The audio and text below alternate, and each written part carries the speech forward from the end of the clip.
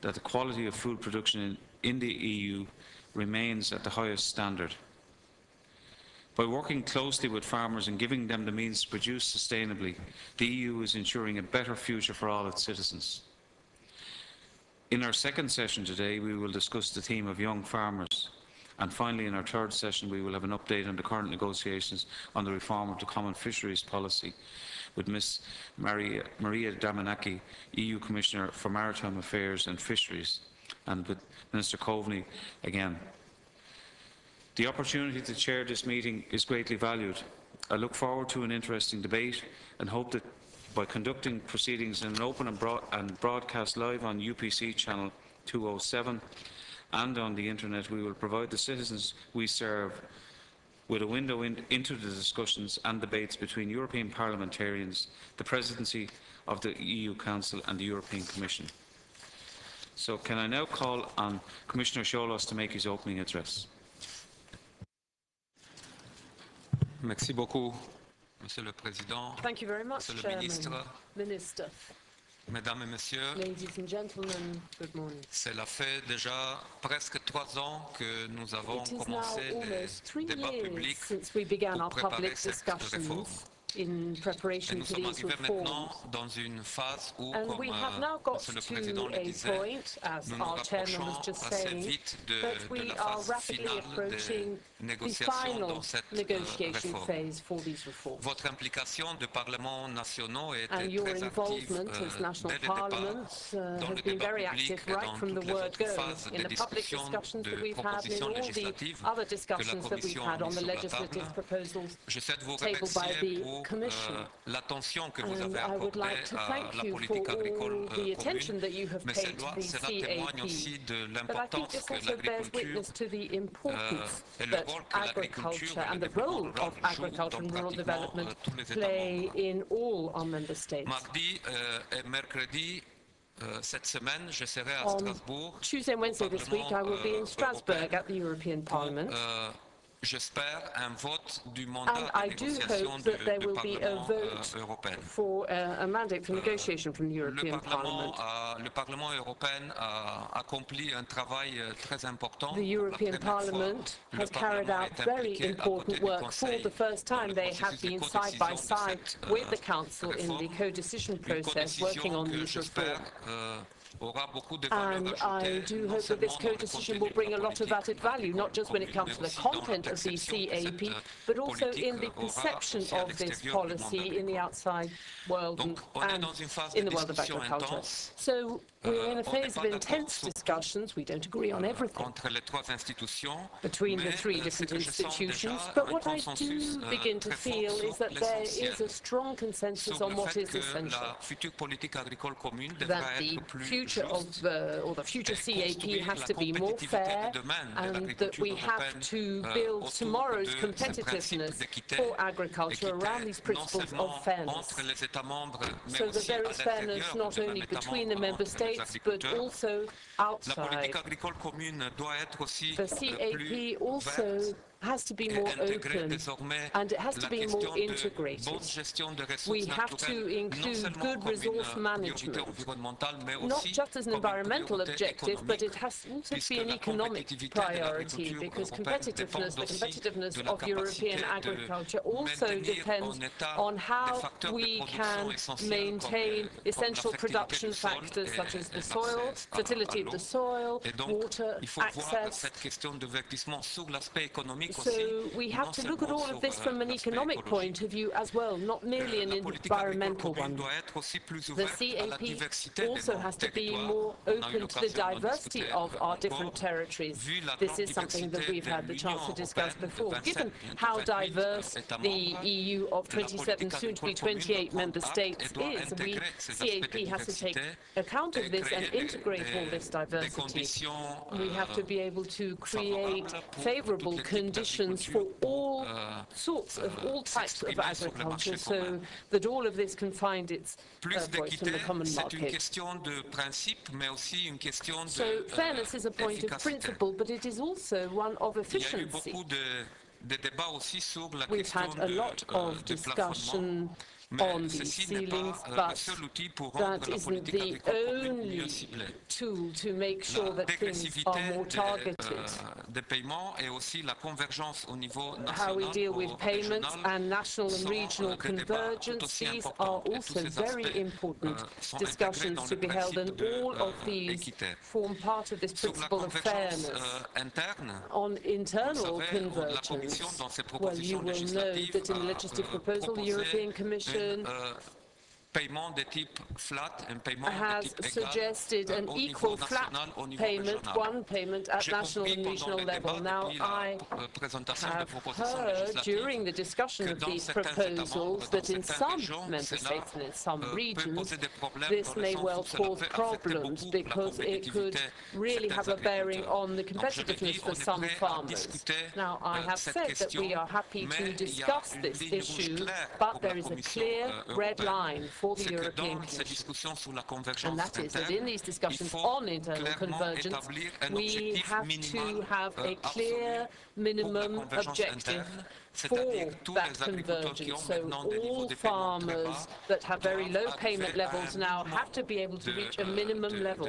They have to reach that fairness threshold. There has to be a percentage of the national and regional average that they can reach, and that is a principle that the European Council also wants to see for external convergence between the member states, because when it comes to that sort of convergence, we have set for each member state there will be an increase of at least a third between the current payment and the European average, but we have also set a minimum level of payment for all farmers, even for those with the lower payments.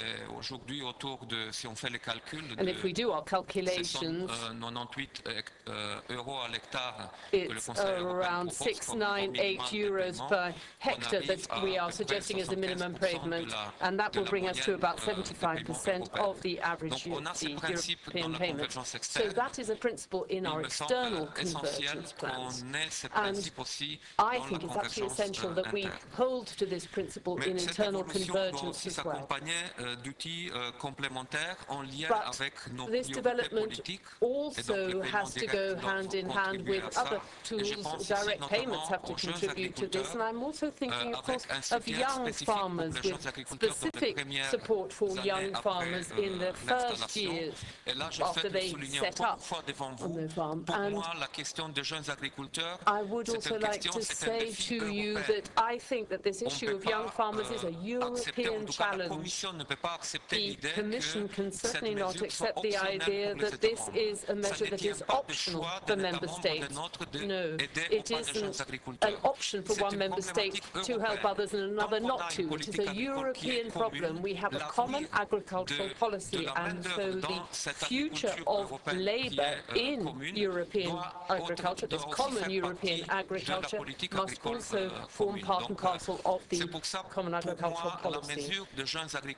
And for me, this issue, the measure of young farmers, support young farmers, is a European issue. It is not an optional one, and it isn't an issue of national pride to negotiate with the Commission and try to get an optional measure out of them. This is a European approach, and I will be stressing this and sticking to it.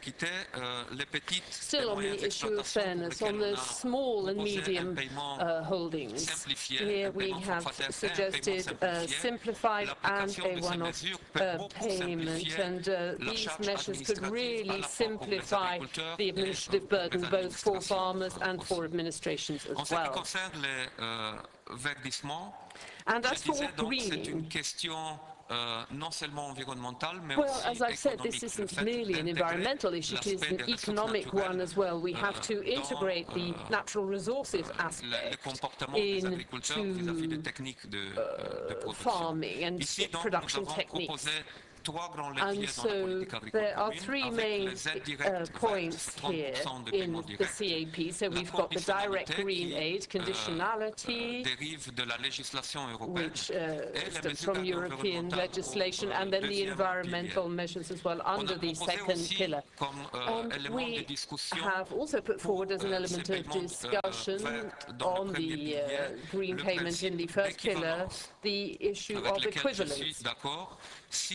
Now, this is something I agree with. If alternative measures are as effective as the three measures that we have proposed in the first pillar, so locally relevant as well, if the system, is simple, if it isn't too complicated to monitor and to implement, and if all farmers are involved.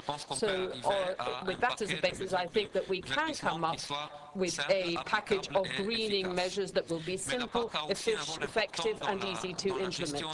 But the CAP also has a role to play in the management of our land and rural areas, and I think that this economic aspect has to be reinforced as well. This has to go, first of all, through the structural measures. We've got to encourage farmers' organizations to be set up and to be developed. We've also got to reinforce the role of other professions and make sure that we have the marketing environment that we need.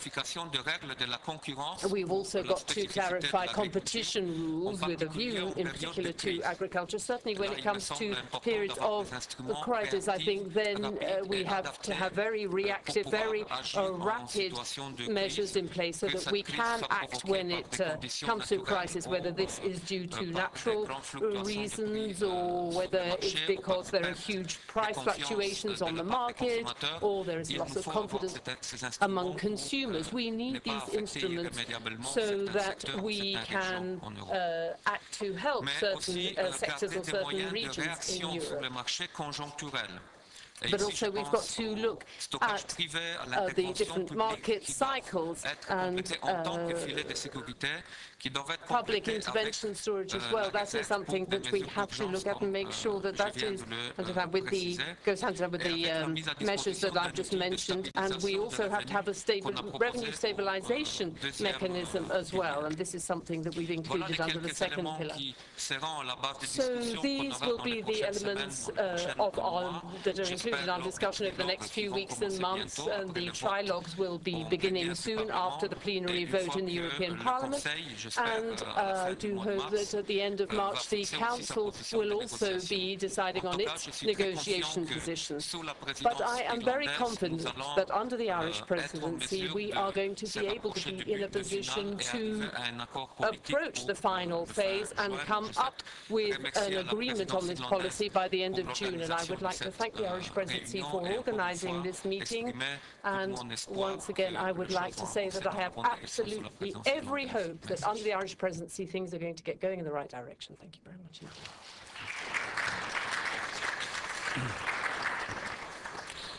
Thank you, Commissioner. Can I now call on Minister for Agriculture, Food and Marine, Simon Coveney, TT. Thank you, Chair. Thank you, Andrew. First of all, can I say you're all very welcome to Dublin. I see that some of you have brought the snow with you. That's welcome too. But this is a timely and important meeting as part of the Irish Presidency programme. I also want to welcome the Commissioner here, and we will have another Commissioner here this afternoon, Maria Damanaki, when we will be discussing the Common Fisheries Policy reform process.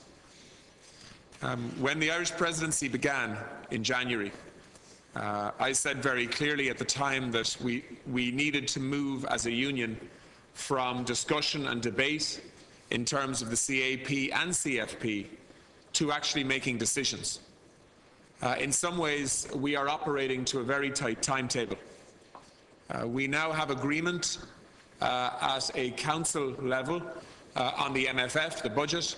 Hopefully that budget will be approved by the European Parliament in the coming weeks, if not months. And we are, whether we like it or not, having to plan for a new framework for reform in terms of the CAP that will begin in 2014, because that is when the new budget that applies to the CAP also begins. And so there needs to be a sense of urgency now in terms of finalising the reform proposals that have been really debated now for 3 years, at an official level, maybe more than that. And so our focus has been, as a presidency, on trying to bring the debate and the discussion and the 27 different positions in terms of CAP reform to a point where we can all agree a compromise, whereby countries will not get everything they want, but they will get a reform that they can live with and they can support. And I think that the role of national parliaments is hugely important in that process. Certainly as a minister, I am accountable to my parliamentary committee and indeed to my parliament in general in terms of the decisions that I have taken as an Irish minister positioning Ireland in the CAP reform process. I'm now in a somewhat different position because I sit in the presidency's chair as chair of the Council of Ministers. But it is very important that national parliaments continue to play a key and central role in the reform process, because ultimately you will have to implement it over the next 7 years. You will have to put mechanisms in place in terms of paying agencies, in terms of regulations, in terms of enforcement, in terms of management of message and understanding within your own countries to ensure that the reform process is successful. And that is why it is so important that you are part of that decision-making process, that you have an opportunity to ask questions, to challenge people like me and people like the Commissioner and indeed the European Parliament in terms of the stands that they are taking on behalf of European farmers. And so I want to thank you for taking the time to be here and thank my colleague Andrew Doyle for chairing proceedings. Next Monday and Tuesday, on the 18th and 19th of this month, the Council of Ministers will try and finalise our position on the 4 regulations within CAP reform so that we can then go into a trialogue and co-decision process with the Commission and with the European Parliament that can allow us achieve a political agreement on what the reform is going to look like by the end of June. That's not going to be easy. There are still divergent views as to how to proceed on key issues like internal convergence. In fact, there's still a difference of opinion between the Presidency and the Commission on this issue. We will need to work together to find a way of resolving those differences between now and June, and potentially also between now and next Monday and Tuesday. But the gap is not huge. We have been working now for certainly over 12 months to try and find compromises that all countries can live with. Likewise on greening. You will see the Irish Presidency bringing forward, as we did on internal convergence 2 weeks ago, you will see us bringing, we have already brought forward a broad compromise on greening, because it is in many ways the big idea around this reform process, to ensure that yes, we can guarantee that the way in which we produce and farm food in the European Union is sustainable, but also we can ensure that farming can grow and expand and we can produce more food as Europe needs and as the world needs in terms of productivity, competitiveness, as well as sustainability and environmental responsibility around promoting and supporting biodiversity, protecting against climate change, and all of the other things that we have a responsibility to do as a union. So this is about a balance. This is about, on the one hand, ensuring that we have smart, sustainable, inclusive agriculture that can protect the environment as well as deliver growth. And it's also about recognising that in 27, soon to be 28 countries in the European Union, we do have different types of farming. We do have different farm size. We do have different structures in terms of producer organisations, cooperatives, and all sorts of other structures within agriculture. We have entirely different climates, where in some countries irrigation is a problem, in other countries drainage is a problem. as is the case in this country. And we need to try and, on the one hand, ensure that we have a common approach across all member states to ensure that as much as possible we can achieve a level competitive playing field, if you like, for everybody to produce food in a common market, while at the same time recognising that some countries need flexibility in certain areas in order to allow their systems to operate at a manageable level. So whether it's Cyprus or whether it's Sweden or whether it's any country in between, different countries have different priorities, different countries have different red line issues, and different countries will need to be accommodated within reason by the presidency if we are going to get strong support at Council, and if we are then going to finalise and complete a co-decision process, working with the Commission and with the Parliament to get a political agreement by the end of June. This really was a three-step process. The first was to get a budget agreed. At a Council level, that has now been agreed, and I hope we are working towards getting agreement in Parliament also. That was step one. Step two is for the European Parliament to finalise their negotiating position for the trialogue process. And they are well on their way to doing that, and I hope that will be completed, as the Commissioner says, this month. And we in the Council of Ministers need to do the same. And we are focused on doing that next Monday and Tuesday, even if it takes all night. If we have to do what always happens in the Fisheries meetings, well then so be it. I have a daughter who's 10 days old, and I have been well practiced now in staying up all night for the last number of weeks, so I have no difficulty doing that if it's necessary on Monday and Tuesday. But then we will move to the final phase of political negotiation, which will be the co-decision process. Now in Europe, normally a co-decision process between the Council and the Parliament, working with the Commission, can take up to 18 months. We want to do it in less than 18 weeks. And that is going to be difficult, but it is necessary, because the timetable for the CFP reform process, as outlined by the Commission and strongly supported by this presidency, is that we need political agreement by the middle of this year. And then we need the second half of this year to put in place the legislative framework to ensure that that reform can happen. And the Commission is committed to doing that. And then we need a full 12 months to give your countries and mine the time and the space to prepare for a new era in relation to the Common Agricultural Policy, which will then begin in earnest on the 1st of January 2015, even though the MFF budget will begin in 2014, and we will have to have a transitional measure for the year that is 2014 to get us to the start of the CAP reform process in practice for farmers on the start of 2015. So, what is this coming down to? It's coming down to some key issues. Internal convergence, as it's called, is a complex and difficult issue. For some countries that have already moved to flat rate payments at a regional basis within their countries, they're wondering what all the fuss is about.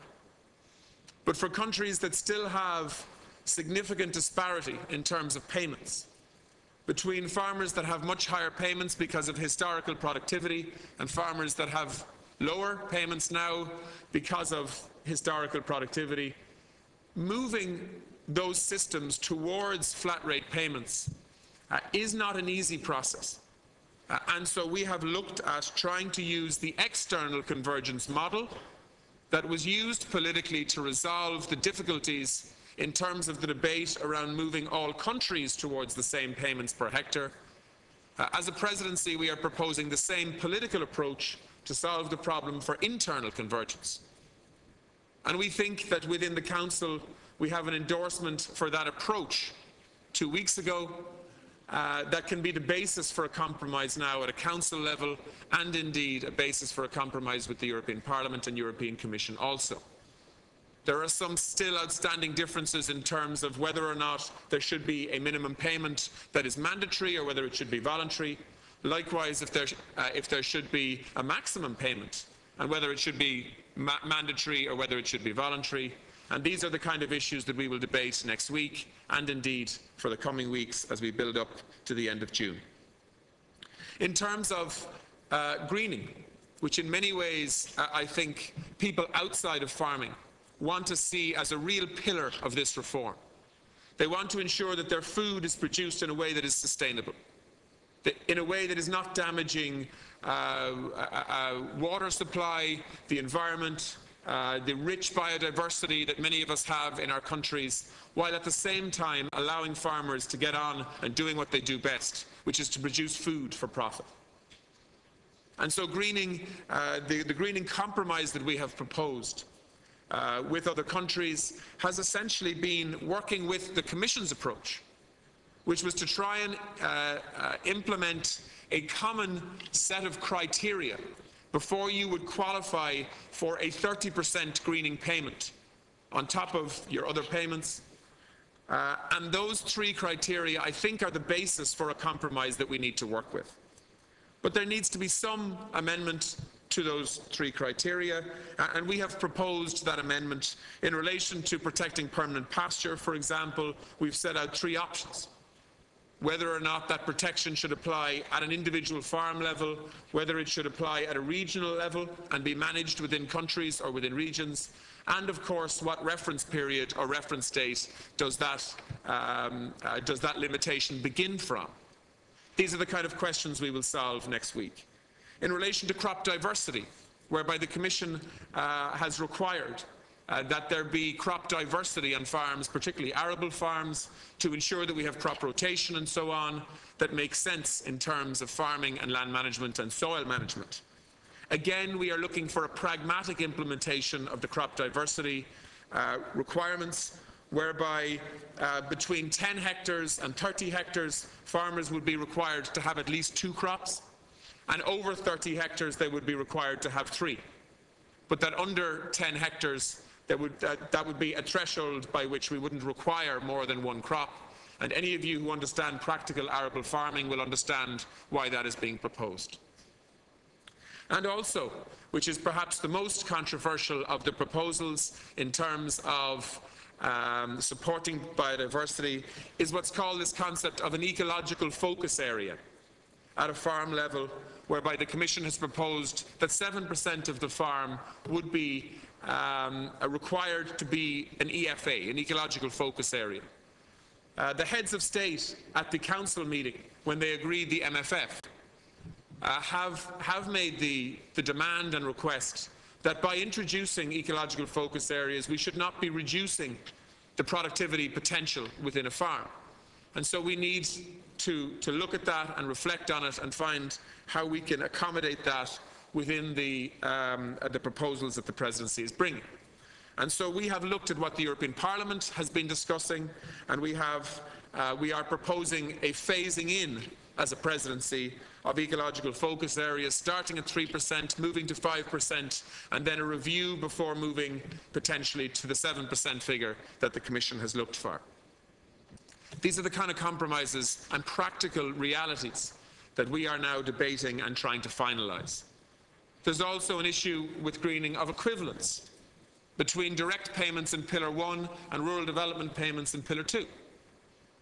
And whether or not a farmer who is already clearly green because of the schemes that they are operating under in Pillar 2 should be automatically considered eligible for a greening payment in Pillar 1.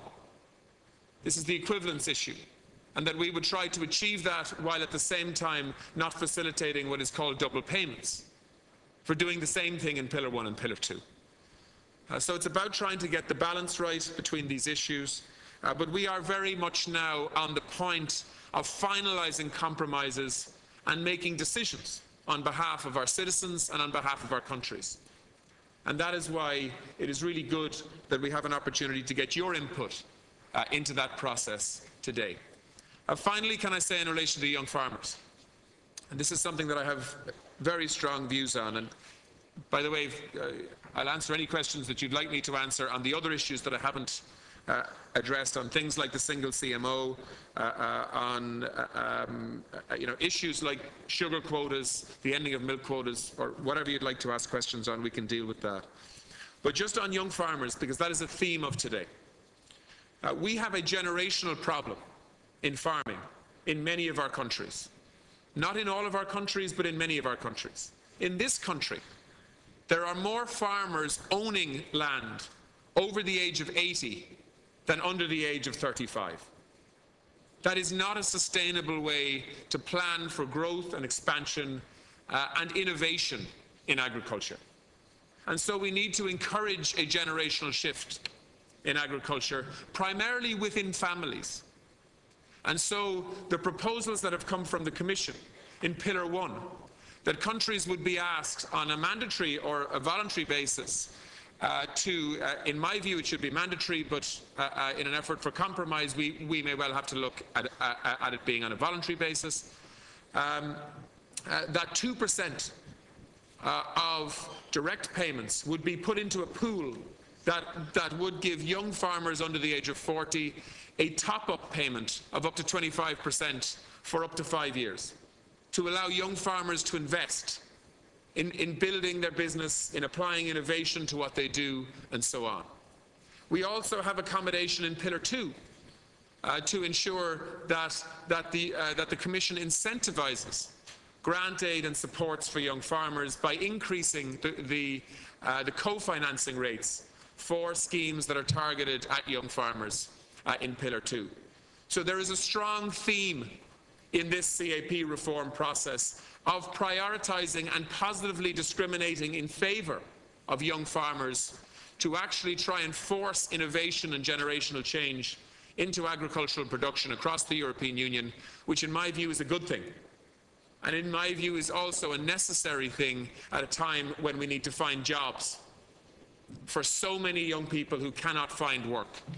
And considering there is such opportunity for expansion and growth in the agri-food sector, this is an area where we need to be targeting. So I look forward to your questions, and once again, welcome to Dublin and thank you for being here.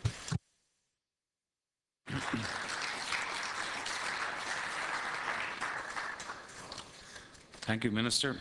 I now call Ms. Anne McIntosh, UK Commons. I'll take them in batches of 4, but I'll take Ms. Anne McIntosh, UK House of Commons. Ms. McIntosh. First of all, can I thank you very much for your welcome and for your warm hospitality last night, which was greatly appreciated. Can I also couple that with a congratulations to you and to the Irish Presidency for all they've achieved to date, both on the budget and the CAP reform. As you said last night, Chairman, it's 40 years since Britain, Denmark and Ireland joined the European Union, as it was then called, the Common Market. And particularly you highlighted the strictures we looked at: peace, stability and food. So following your invitation, I'd like to put questions, if I may, first of all to Commissioner Chillos. Just listening, Commissioner, to what you and the Irish President have said, you called for simplification of the CAP, but then we hear probably the most prescriptive criteria for any CAP reform that I can remember. So I'd just like to invite you to explain to us how you imagine to achieve simplification and achieve farmers meeting the criteria that you've set out. I'd also like to ask on the greening of the CAP, to both of you, if I may, to the Irish President and the Commissioner, will you recognise that countries like Great Britain are already greening under Pillar 1 and Pillar 2? And I think you, sir, Mr Coveney, have said that you'd like to have more greening under and more co-financing under Pillar 2. The concern I have is that the UK Treasury, our Finance Department, tend not to look very favourably on co-financing, and that leaves our farmers very high and dry. So I think the challenge to all around the table today is to green the to the extent, may I say, that we already are, but also to reduce, I think, the prescription that we've heard about today. Could I also just mention, if I may, the recent incident of contamination of food, and in particular that we call it for shorthand horse meat, though obviously there have been other traces as well. And just to ask you, sir, as Irish President, Mr Coveney, if you are going to look at a possible European solution to this, and in particular perhaps look favourably at labelling of food, so we can actually perhaps adopt the red tractor system that we use in the United Kingdom, showing where the food has come from the farm to the plate as a label across the whole of the European Union. Thank you. I now call Mr. Jose Lorenz, Chairperson of the Committee of Agriculture, Food and the Environment from the Spanish Parliament. Thank you very much. On behalf of the Spanish delegation, we would like to thank the Irish Presidency for the Commission and the Council as well for all the work that has been done so far and for the progress that has been made on a number of issues that were of huge concern to Spanish farmers. However, there are still some questions outstanding. We are very pleased that it is now the member state that has the possibility to decide on the surface area eligible for aid. But in the new rules for the CAP, we would also like to see included mechanisms to the inclusion of certain surface areas that have been excluded to date, which could substantially reduce the quantities per hectare for those productions that were receiving the aid to date. We are also rather worried about the possibility, this is something that still has not been solved, of having sufficient amount in those funds assigned for coupling aids, that in order to meet the requirements of those sectors that might need that sort of aid. As you will all know, we have got a problem in Spain with intensive livestock farming, and this isn't necessarily linked to a definite territorial basis, and that may well be a problem when it comes to these particular future. And there's another point that we really wanted to stress, and we know that this is a possibility that is being thought about, in having measures to improve the way in which the food chain works.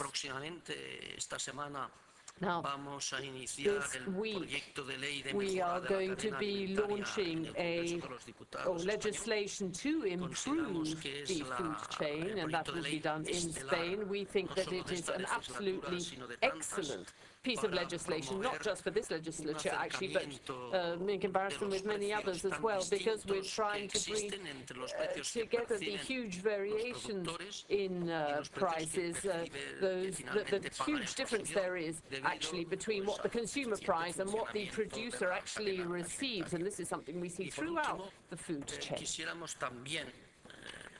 And finally, we would also like to discuss the compatibility of the agricultural insurance scheme that we have in Spain that works very well, and we compare this to something that has been suggested by the Commission, that these will come out of rural development funds. Thank you very much indeed. Thank you.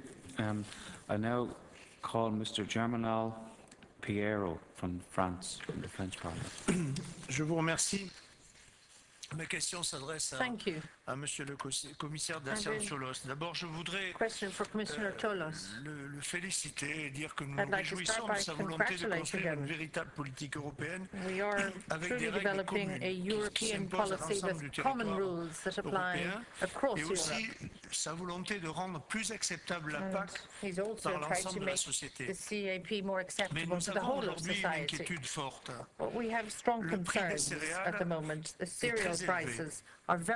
Il met en péril tout le secteur de l'élevage. puts dans notre the pays. whole La question que agricultural nous nous sector posons, c'est at risk. sera-t-il acceptable So my de question would be, continuer would à it be subventionner acceptable to à un niveau continue to important subsidize des agriculteurs qui sont aujourd'hui farmers largement who, bénéficiaires, by and large, alors que are d'autres turning a ont profit beaucoup de peine constantly, are à benefiting, survivre. whilst Donc, others are la question struggling que to nous nous posons, survive, c'est au lieu d'aller vers un paiement unique rather than qui moving pendant towards 7 a ans single versera la payment même aide à that l'hectare, over 7 ne years will faut-il make the pas same payment envisager per ou hectare? réfléchir à une Or politique de should contracyclique we think ce about a qu'appliquent les counter-cyclical États-Unis, approach similar qui to what permettrait operates in de the moduler US les aides en that would fonction allow du for marché? aid modulation depending Ma on deuxième market question conditions? porte sur That would l'élevage be my laitier. first question. And Elle est second, la on dairy conséquence farming, de la première.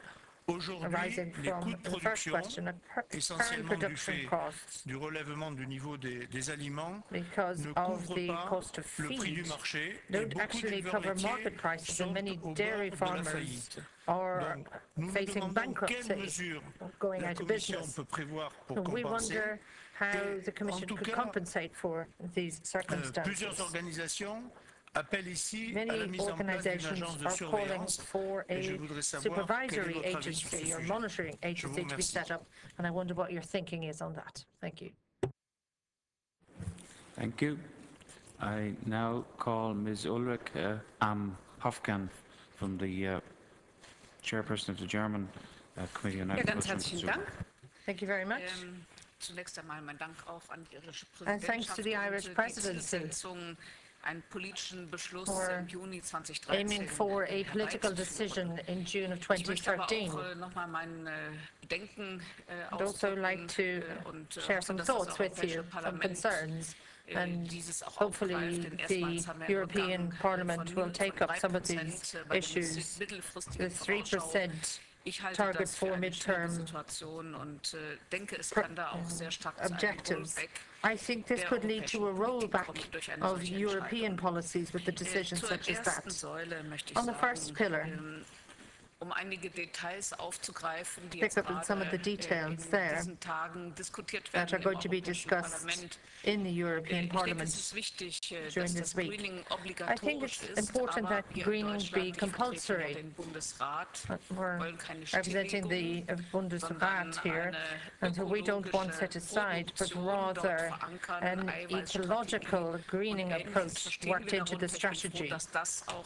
And I'm happy that that seems to be the perspective that is shared. Auch bei den Fruchtfolgen. Wie ist die Situation? Wir stellen uns vor, dass mindestens The implications of this policy, we think Bestandteil dieser 3 Fruchtfolgen sind und dass fruits will kein be part Greenwashing of wird. this. So it's Auch beim not, shouldn't be Grünlanderhalt sehe ich die greenwashing. Notwendigkeit, betriebsbezogen We see the need for hier die Verpflichtung a auszusprechen, kein Grünland focused umzubrechen. Auch approach hier when der coming to Vorwurf des the greening, Greenwashings, der to auf uns avoid, zukommt. as I say, Und ich halte greenwashing es in auch the für future. notwendig, hier noch mal zu sagen, It is dass keine essential to Versicherungen, say die that there unglaublich should kostspielig be sind, no in der assurances ersten given that are Säule going to have verankert werden a sollten. Zur financial Junglandwirte, impact. Förderung, And on the das werden support wir for gleich noch young diskutieren. farmers, I know Ich we're denke, going to das come on sollte to eine discuss freiwillige that. Entscheidung I think that should be a sein. voluntary Denn decision gerade, made by was member Minister states. Coveney ausgeführt Because hat, ich sehe the schon point made auch by die Minister Notwendigkeit, Coveney, Arbeitsplätze zu schaffen. we do, of Aber darum course, können need to wir generate solche Förderungen jobs, nicht auf but Junglandwirte such beschränken, support sondern shouldn't müssen be die grünen limited Berufe to fördern young und die farmers. We're Arbeitnehmer und talking about Arbeitnehmerinnen. green Und auch das jobs ein across the Plädoyer board von for unserer all Seite. employees. Aber die So that would Hauptsorge be im our call. Bundesrat in Deutschland bezieht sich auf die zweite Säule. Ich weiß And nicht, ob our es Ihnen so discussions in the bewusst ist, Bundesrat auf der are europäischen focusing on the Ebene second hören pillar. sich die I don't know Kürzungen nicht so whether you gravierend hear the an. Für feedback Deutschland at European rechnet level. man den Vorwegabzug von den 16 We think the Mitgliedstaaten, impact Italien, across Frankreich, Germany Luxemburg and und so in weiter. Italy, France and Beziehen Luxembourg. wir ein, noch die Verteilung nach If you objektiven have a Kriterien, distribution die according erfolgen to wird, objective Kroatien und criteria, Ähnliches, kommen wir auf eine and Kürzung in with the Deutschland Croatia joining, mindestens 15%. we think the Und cut wir haben will es für be unser around Bundesland Rheinland-Pfalz 15% in Germany for Bezogen our auf die Zahlungen calculations. 2013 Looking at the sind wir figures schon for bei über 2013, we're talking about figures of almost 30%. So this compulsory nature of the Water Framework Directive, we can't meet those. And I think that's important for other member state representatives to take on board as well. These are having a huge impact. So I wonder what the possibility is there for beefing up the second pillar, because that's what society is calling on from us, is that we provide services, provide the opportunity for farmers to provide services and support those. I share France's concerns expressed earlier, in particular for dairy holdings. The question on avoiding surpluses. How do you think you could support the dairy farmers going forward? Thank you. I'm going to just allow one more speaker before I call the Commissioner and Minister to respond. And the next speaker is Mr. Bengt Anders Johansson from the Swedish Parliament. Thank you very much, Mr. President, and thank you very much for the nice hospitality you showed us yesterday and also today. I will congratulate the Commission that you have reached a level that is much better than we had earlier, but there are still something I will make remark on. For example, simplification. Right now, the total proposal is more difficult for the farmers than what we are in right now, and I think we have to do much more to reduce the complex rules so the simplification can continue. I also think that flat rate must be in focus in the future, and as soon as possible that we reach the same level in the whole of the EU, and it's very important for the competitive possibilities in the future. Also, more market orientation is necessary, and this is also to be more competitive in the world and between the countries in the EU. And finally, the proposal gives more possibilities for coupling, and we have worked very hard for the recent years to be more decoupling, and we will see a big risk for renationalization if we make more coupling in the system. So we really ask for changing in this matter. Thank you very much. Thank you. I now ask Commissioner and then the Minister to respond to the questions. Commissioner. Thank you. So I will try to answer to all the questions as much as possible. So, UK, regarding simplification, we have already in the proposal several elements of simplification, mainly focusing small farmers. We have more than 30% of beneficiaries working less than 3% of the land. So this is why we propose a simplified payment scheme, because the benefit will be very high for the administration and for the small farmers without a strong effect on the area managed. We also reduce the number of cross-compliance measures. We eliminate all cross-compliance measures who are not relevant in reality in farmers. We also discussing now in greening some elements of simplification, even if we take into account the initial proposal of the Commission with this equivalent system and with some green by definition categories of farmers. This is also a simplification.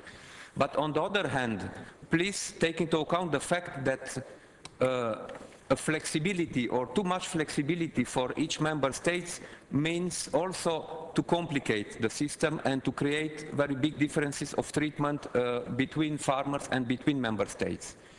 Because if in the implementation, enforcement of a measure, a member state or a region will decide to add some new things because of the specificity of the region, this also means more control or more specific control.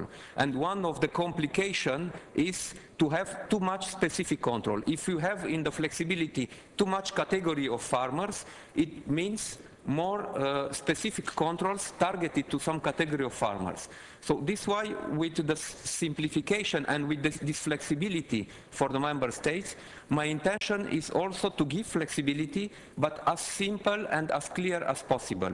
Because if it's too detailed for the enforcement, it means too complicated for the control with a risk of errors for farmers, for administration, and so on. So I think we can manage flexibility and simplification, but we have to be very careful with this. On the greening more specifically, I know that in UK you have, in England mainly, you have a specific scheme in the first pillar.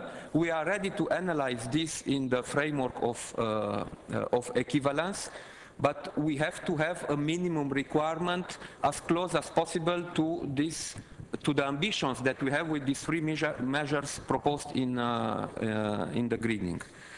And for the second pillar, this is also an answer for Germany, I think. So you can reinforce the second pillar by transferring budget from the first pillar. You have this possibility to do this transfer up to 15%. And to finance some specific measures in the second pillar. So you know that the budget is what it is.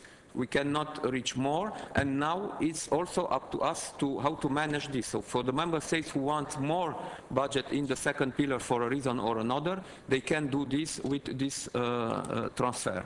Then the co-financing, I understand that for some member states it could be difficult, but this is the money who remain in the member state and is invested in the member states. So I think more important is not the level of co-financing, but how to ensure a compliance between national objectives in rural area and the common objectives. And here for the second pillar, the proposal of the regulation give a lot of flexibility to the member states to decide about some specific priorities. Spain, regarding the maintaining of coupled support, so you see that your neighbor from Sweden, neighbor on the table. So you ask for more coupled payment. Sweden and other member states ask for less coupled payment. So I think we have to find in the negotiation, making reference to what the minister said, we have to find the good compromise to take into account the fact that a certain level of coupled payment don't mean renationalization, because we have some specificities in some regions in Europe, and this is not a matter of nationalization. For the same sector, in some specific areas, we need this coupled support, and we proposed a limit of maximum 10% of coupled support from the total national envelope for direct payments. I think this is manageable, and for Spain, in this case, give a lot of possibilities and flexibilities to cover some specific areas. So for the food chain, we have some measures to reinforce the bargaining power of farmers in the first pillar with farmer organization, interprofessional organizations, but even also outside of the CAP, we are discussing now with Commissioner Barnier on internal market, Commissioner Tajani, also on industrial policy, and Commissioner Borg in consumer protection. We analyze the possibility to come with some proposal at European level about how to ensure a better management of the repartition of add value on the food chain. So we launched now in the Commission an impact assessment on this issue, and before the end of this year we will come with a report to the Parliament and the Council, and maybe with some legislative proposal in this direction. So we intend to come with this proposal based also on the experience of some member states. On the compatibility of the insurance system and what we propose in the CAP, I think what we propose in the CAP give a lot of flexibility to the member states to adapt some specific national system with this mutual funds or compensation for insurance system. Pour la France, For France, vous demandez si on peut envisager une you were politique asking whether we could contre-cyclique. have a contracyclical Il y a un approach. il y a un début de ce système, mais qui est volontaire, We have avec le fonds mutuel. a Parce que c'est start to ça that l'idée approach with des a fonds mutual mutuels fund. dans le deuxième pilier. That's the idea C'est que behind les that in the agriculteurs, second dans les pillar. bonnes années, That would ils be farmers contribuent à in un good fonds years qui est could créé contribute to a par eux, fund et dans set les up mauvaises by années, them. quand ils ont And then in de chutes poorer de years, revenus, where they have a cette drop in their perte income, de revenus peut être that compensée par loss ces fonds of mutuels et le revenue fonds could be européen contribue compensated aussi from à the ça. mutual fund. Donc je pense que c'est déjà So I un think début qui nous there permettrait we après à already l'avenir have de start réfléchir to éventuellement taking such à approach, un and tel perhaps système we could sans think retourner en about arrière that type of à un system système without qui moving back fait que les dépenses to a budgétaires system publiques trends risquent de that varier beaucoup. budgetary Parce que c'est ça expenditure from public les grands points funds faibles des systèmes contre-cycliques fluctuate. That's the américains. problem with C'est the que les countercyclical dépenses budgétaires approach. sont Budgetary incontrôlables. expense is very Donc, hard to il faut control. peut-être voir de quelle manière le mécanisme de So we marché have qu'on to a see maintenant how the market sur la mechanism table that dans we les have at propositions present législatives, tabled avec in the certains legislative autres types proposals de mécanismes with plus some other structurels more structural pourraient nous amener à mechanisms l'avenir à mieux could prendre en in the compte future ces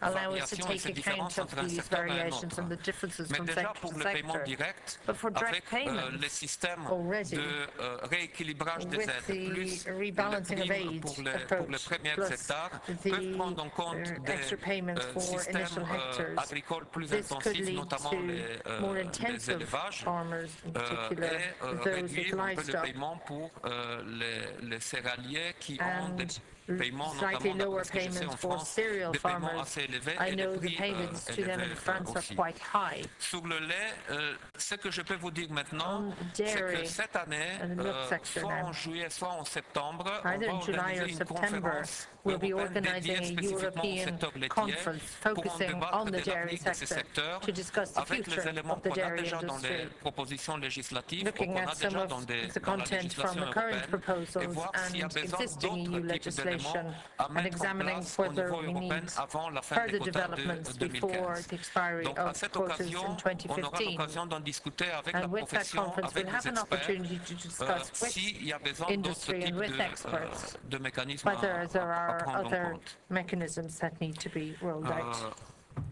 So for Germany, I understood that one of the main issues in Germany with the current legislative proposal is around ecological focus area, and with this risk to have a set aside of the land.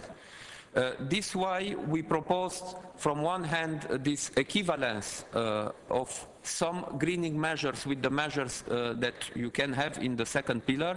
And here I think Germany can find a solution, because if the farmers in the certain region have some agri-environmental measures financed in the second pillar, we can ensure this equivalence. And I am even ready to take into account the possibility to compensate totally or partially this ecological focus area with some types of coverage of the arable land with leguminous or proteaginous, for example, who have a positive impact on the quality of the soil, and who can avoid also to have set aside in take into account ecological focus area importance. So for rural development, here also, you know, the budget, Germany was one of the member states who pressed to have a certain control of the level of the budget at European level. So we have a reduction in the CAP, mainly concentrated in the second pillar. So Germany, like other member states, will be affected, but I can assure you that other member states are even more affected than Germany with this reduction of the second pillar. But this is why we give this flexibility for the member states to manage the transfer from the second pillar to first pillar, or from the first pillar to the second pillar. So the Germany will have this possibility if the Germany consider that they need more money in second pillar, they can transfer from the first pillar. So for Sweden, I answer regarding the simplification. The market orientation, I think we have more market orientation, but we also want to reinforce the bargaining power of farmers, and this is why we insist on the farmer organization also, going into this direction of more market oriented, and with the coupled payment, with the limit that we put on 10%, I think we avoid any renationalization of the first pillar. Thank you very much. Minister? Yeah, thank you. I don't want to repeat what the Commissioner said, so let me just try to offer a slightly different perspective on some of the questions. First of all, on simplification. I can assure you that, just like you, ministers in every country want to make this as easy to understand and as easy and as cost-effective to implement as possible. A lot of countries have been very frustrated by the cost of implementation in the past, and indeed the fines mechanism that has been there in the past if mistakes have been made, sometimes genuine mistakes. So we need to try and keep this as easy to understand and as easy to implement for farmers and for member states, and as easy to control as possible for the Commission in terms of enforcing a common standard and a common approach. So everything we do, we try to make it as simple as possible, certainly from a presidency point of view. But you know, there are some things that just cannot be applied the same across 27 countries, which is why we've had some complexity. But on the greening measures, for example, sticking with the 3 criteria has been a deliberate approach from this presidency to try and keep things simple. I mean, there's been all sorts of other proposals, including actually from my country, that we should have a menu option for countries, that we should have maybe 6 or 7 or 8 or 10 different options that would all have equivalence to each other, but that countries could choose options that would suit their systems. That would have been a much more complex model to implement than what we currently have. So we're trying to keep this simple. For greening, 3 criteria. If you pass the tests, you get the money for farmers. And just those 3 criteria will be relatively straightforward to implement. In relation to Pillar 2, at the moment we have an incredibly complex model of not only having Pillar 1 and Pillar 2, but having annexes within Pillar 2. That you have to fulfill certain criteria because there needs to be balance in terms of payments between Annex 1, 2 and 3 within Pillar 2. It's a hugely complex management exercise for those of you who are involved in it in your own countries. That is being simplified now. Pillar 2 will have much more flexibility for countries as long as the rural development programs that are being paid for and co-financed and implemented are consistent with certain themes around sustainability, innovation, climate change, young farmers, and so on. But there will be flexibility and hopefully simplification in terms of the implementation of Pillar 2. In terms of what the Commission has done around small farmers, I mean, this isn't relevant to the UK or Germany or Ireland, really, because we're not talking about tens of thousands or in some cases millions of young farmers on very small, or small farmers, I should say, on very small holdings. But in some countries, that is a huge issue because of the size, the average farm size in many countries, like Poland, for example, is a good example of that. So not all of the simplification measures are relevant to all countries, but there has been, I must say, attempts by the Commission to try and simplify things where possible. And at the same time recognising that it's not always possible to be to sort of dumb down, if you like, proposals to such an extent that simplification becomes the only priority. In relation to the horsemeat controversy, this began in Ireland on the 15th of January. It very quickly became a European problem. I, as a minister, and we as a country, are very anxious to try and give leadership on this at a European level. And so that is why we very quickly organised a meeting with Commissioner Borg, who's the line commissioner, if you like, in this area. That decision was very much influenced by Owen Paterson, your minister, and indeed the French minister, who were anxious to facilitate that meeting also.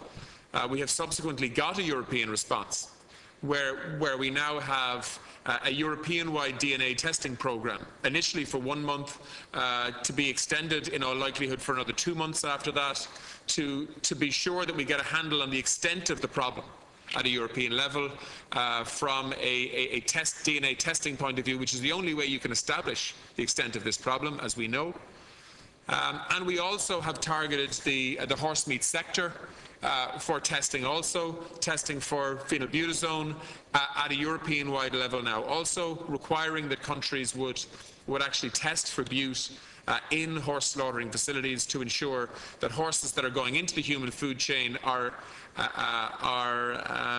properly screened and that we don't get horses that shouldn't be in that supply chain getting into the supply chain from a health point of view. But I have to say I am not satisfied that the initial measures at a European level will be the final package of what's needed. I am absolutely clear on what's needed here. We need to mainstream DNA testing in the food supply chain. There needs to be a protocol agreed in every country between the food industry and the regulators. We already have done that in Ireland, and I understand you're doing that in the UK also. We need to have a common approach towards guaranteeing safety in the horse meat supply chain, which isn't as big an issue in Ireland and the UK because there's not consumption of horse meat here by and large. But in other countries, eating horse meat is normal. But we need to ensure that that horse meat has the kind of rigours applied to it in terms of regulation and standards and inspections and testing that, for example, beef has. And so I think that there will be a requirement in terms of labelling, in terms of transparency, in terms of country of origin, information for consumers. But can I say, we already have quite a good traceability system in the European Union, which has allowed us to actually follow the supply trail, if you like, from problem product that has been labelled as beef but was in fact horse meat. The issue in relation to the horse meat scandal has been fraud and criminality, not so much regulation. Now we need to improve regulation to ensure that it is more difficult for that fraud to take place, and to ensure that if it does take place in the future, we expose it more quickly, because this has been going on for quite some time.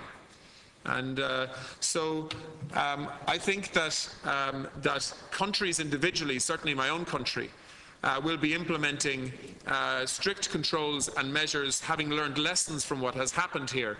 And I understand we're doing that in parallel with the UK. Because we have a very integrated food market between Ireland and the UK. But also, I think we will demand at a European level a similar response, and I think other countries want the same. So I feel very strongly about this issue, and I think consumers deserve to see legislators responding, having learnt the lessons from this unfortunate food scandal. In terms of Spain, I know there's a specific problem in Spain that literally there are millions of hectares that have not been eligible for payments in the past. And if they all get added into the system on a flat rate payments model, then it would dramatically reduce payments for everybody else. So we have in the compromise that we got agreement in principle on 2 weeks ago, we have tried to accommodate that concern, and I hope you're happy with that accommodation. The Commissioner responded on POs and on price differential. In terms of the comments that was made by France, yes, it's true that in the last 2 years cereal prices have dramatically increased. But I think it's also important to realise that for the previous 20 years there was little or no movement in cereal prices. From the mid-80s up until the early 2000s. Essentially wheat and feed barley and oats remained more or less the same in terms of price. And in fact, if we had this conversation 5 years ago, we would be saying that cereal farmers in many countries, maybe not in France, because in certain parts of France there's huge scale in terms of cereal farmers, but for many other countries where you have mixed farms and relatively small scale cereal farms, that sector would have been really struggling. So any planning that we have in terms of financial supports or in terms of market management needs to understand that, that different sectors in agriculture are under pressure at different times, depending on supply and demand considerations and depending on weather patterns in different parts of the world. Although I have to say, I think in all likelihood, cereal prices, particularly around feed, will continue to remain very, very strong, and we need to respond to that. In terms of the questions that came from Ulrich in Germany, I can assure you we don't want greenwashing either. We want greening measures to be real and to be measurable and to give the kind of assurances that people are looking for. But at the same time, we need to make sure that on a practical level they are implementable for farmers. And that we can play our part as the European Union in meeting the extraordinary demand for food that is going to increase over the next 20 years. I mean, the UN is now confidently predicting that by 2030, which is less than 20 years away, the world will need to produce between 40 and 50% more food in volume terms. So, you know, if our only priority is to simply focus on sustainability and ecology and the climate and the environment and water quality, well then that's not a particularly difficult challenge to meet if you simply just reduce the level of food that you produce per hectare and you go down the route of extensification. But the problem with that is it doesn't solve the global problem that we're confronted with.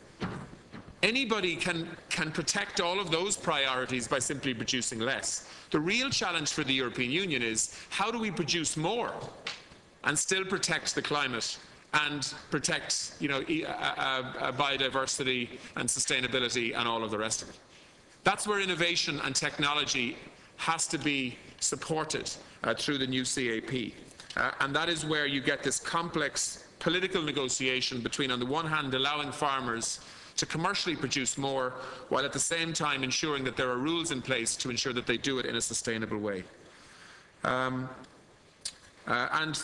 terms of the use of Pillar 1 versus Pillar 2, that's why we have introduced this flexibility between Pillar 1 and Pillar 2. Just on the issue of coupling, and maybe I'll finish on this, Andrew. I think it's important to understand the dynamics here because, you know, Sweden on the one hand will make one point on coupling which is understandable. We have been trying to move away from coupled supports. And the UK would strongly support that, as would Germany and as would others. Because we are trying to ensure that there is a market at play here. But on the other hand, there are many countries that simply cannot compete with certain other countries in the European Union in terms of the way in which food is produced. So if you look at, for example, dairy farms in some countries where you have an average herd size of maybe 3 or 4 cows versus other farms that may have an average farm size of between 80 and 100 cows, you begin to realize why certain countries look to have mechanisms like coupled payments to be able to try and keep an industry alive in their countries. And this is the complexity of trying to put together a common agricultural policy for 27 different countries, as opposed to trying to do something just for one country. And the same goes for suckler beef, and the same goes for sheep in certain areas. And so if we are going to pursue this policy of flat rate, area-based payments, paying farmers the same amount of money regardless of the productivity on their land, well then we cannot avoid the compensation, if you like, for that policy that is needed in some countries of coupling to be able to keep certain sectors alive within those countries. Because historically, those sectors would have got higher payments because it would have been linked to productivity and so on, in relation to headage payments in the beef sector, as one example. So as we push hard for flat rate payments, that in return triggers a debate on coupling that many of us aren't comfortable with. But that is the reality here. And so these two things are linked. The other point that I want to make in relation to flat rate area-based payments is that people talk about the need for flat rate payments within countries. In reality, most countries that have gone to flat rate payments break their countries up into different regions, and you have flat rate payments within regions. So in the UK, for example, the flat rate payment within moorlands, for example, is significantly less than in other more productive parts of England. But in some countries, breaking a country up into different regions isn't an option. And so then that is why we are talking about the kind of flexibility as regards internal convergence that we are looking for certain countries that don't have the capacity to break farming and sectors into different regions for a whole series of quite complex reasons. So basically what I'm saying is that all of these things are interlinked. The package between Pillar 1 and Pillar 2, the relationship between flat rate payments and the call for increased coupling, and the issues around simplification versus trying to ensure that there's a common standard for everybody, and so on, make this overall package something that cannot be agreed section by section. What will happen politically will be the overall package will be agreed, but nothing will be agreed until everything is agreed. Thank you for your questions, and I hope I've given you something to think about. Thank you, Commissioner and Minister. I suppose we shouldn't be surprised. This session has generated a lot of interest, and even the responses to the first set of questions, we get a flavour of how complex this whole negotiation process from here to a conclusion is. We have 30 minutes to finish. I have 11 speakers, and I'm afraid I can't take any more speakers.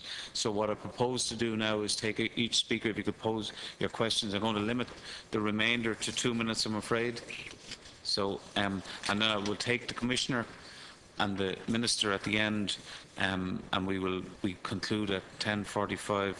Our next speaker is Mr. Martin Priendier-Eder of the Federal Council of Austria. Danke, Herr Vorsitzender. Geschätzte Damen und Herren, seit 2 Jahren diskutieren wir diese Reform der gemeinsamen Agrarpolitik und mittlerweile haben wir ein schon sehr klares Bild und ich darf ein herzliches Dankeschön sagen, dass wir als Parlamente, als regionale und nationale Parlamente in diese Diskussion auch immer wieder eingebunden sind.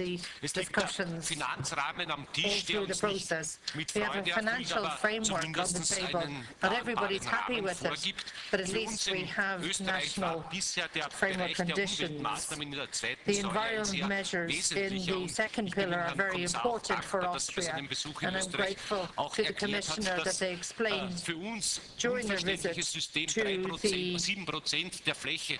stillzulegen, auf der anderen Fläche intensiver zu produzieren, dass das entschärft ist, dass auf diesen Grünflächen, auf diesen ökologischen Vorrangflächen wir auch ein weiteres angebaut werden können, dass mit Biolandbau diese Ökologisierung erfüllt werden kann und dass es nicht nur mit aus der Produktionnahme geht.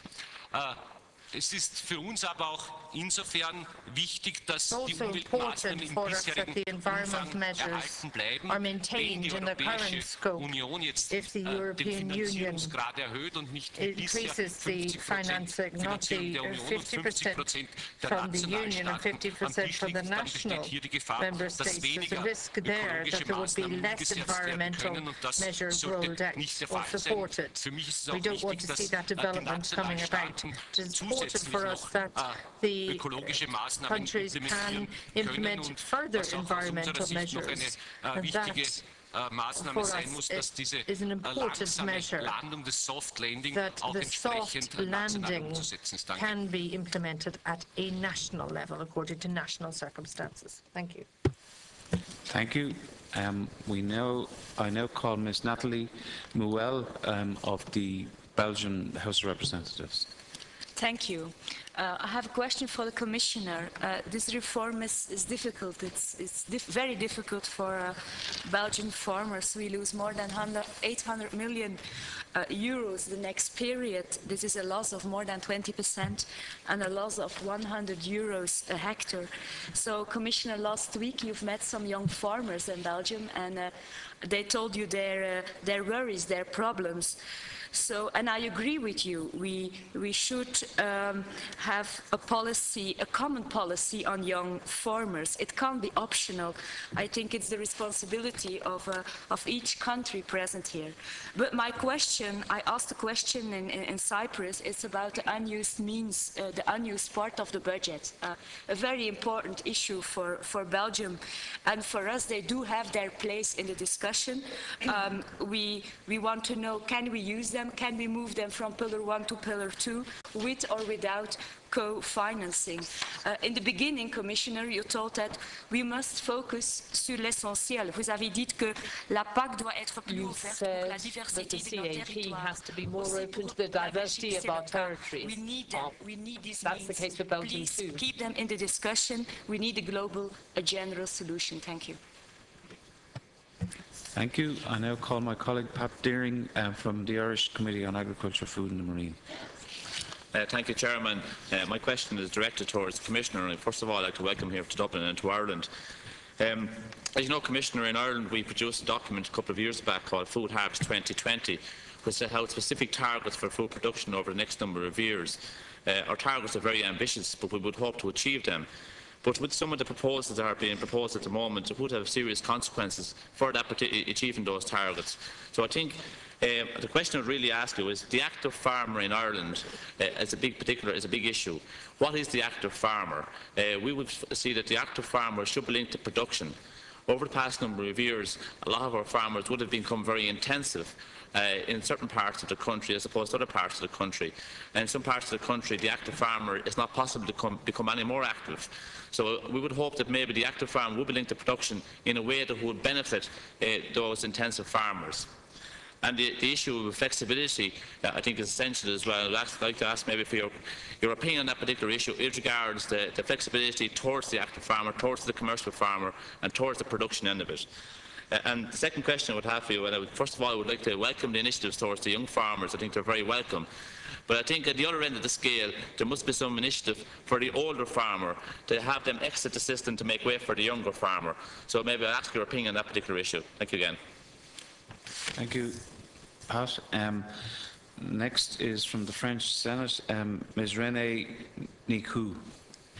Oui, merci. J'aurais beaucoup de choses ont été dites déjà ce matin. Je voudrais cependant trois remarques à faire.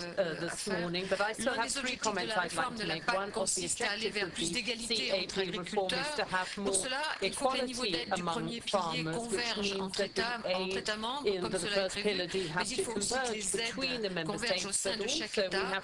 Et nous souhaitons que des souplesses soient prévues à ce niveau pour éviter, cela a été précisé ce matin, tout choc brutal. Le gouvernement français a avancé l'idée de permettre aux agriculteurs de bénéficier d'une majoration des droits à paiement de base sur les premiers hectares afin de favoriser un modèle agricole fait de fermes familiales à taille humaine qui assure une mise en valeur de l'ensemble du territoire. Et nous sommes très attachés à une telle proposition.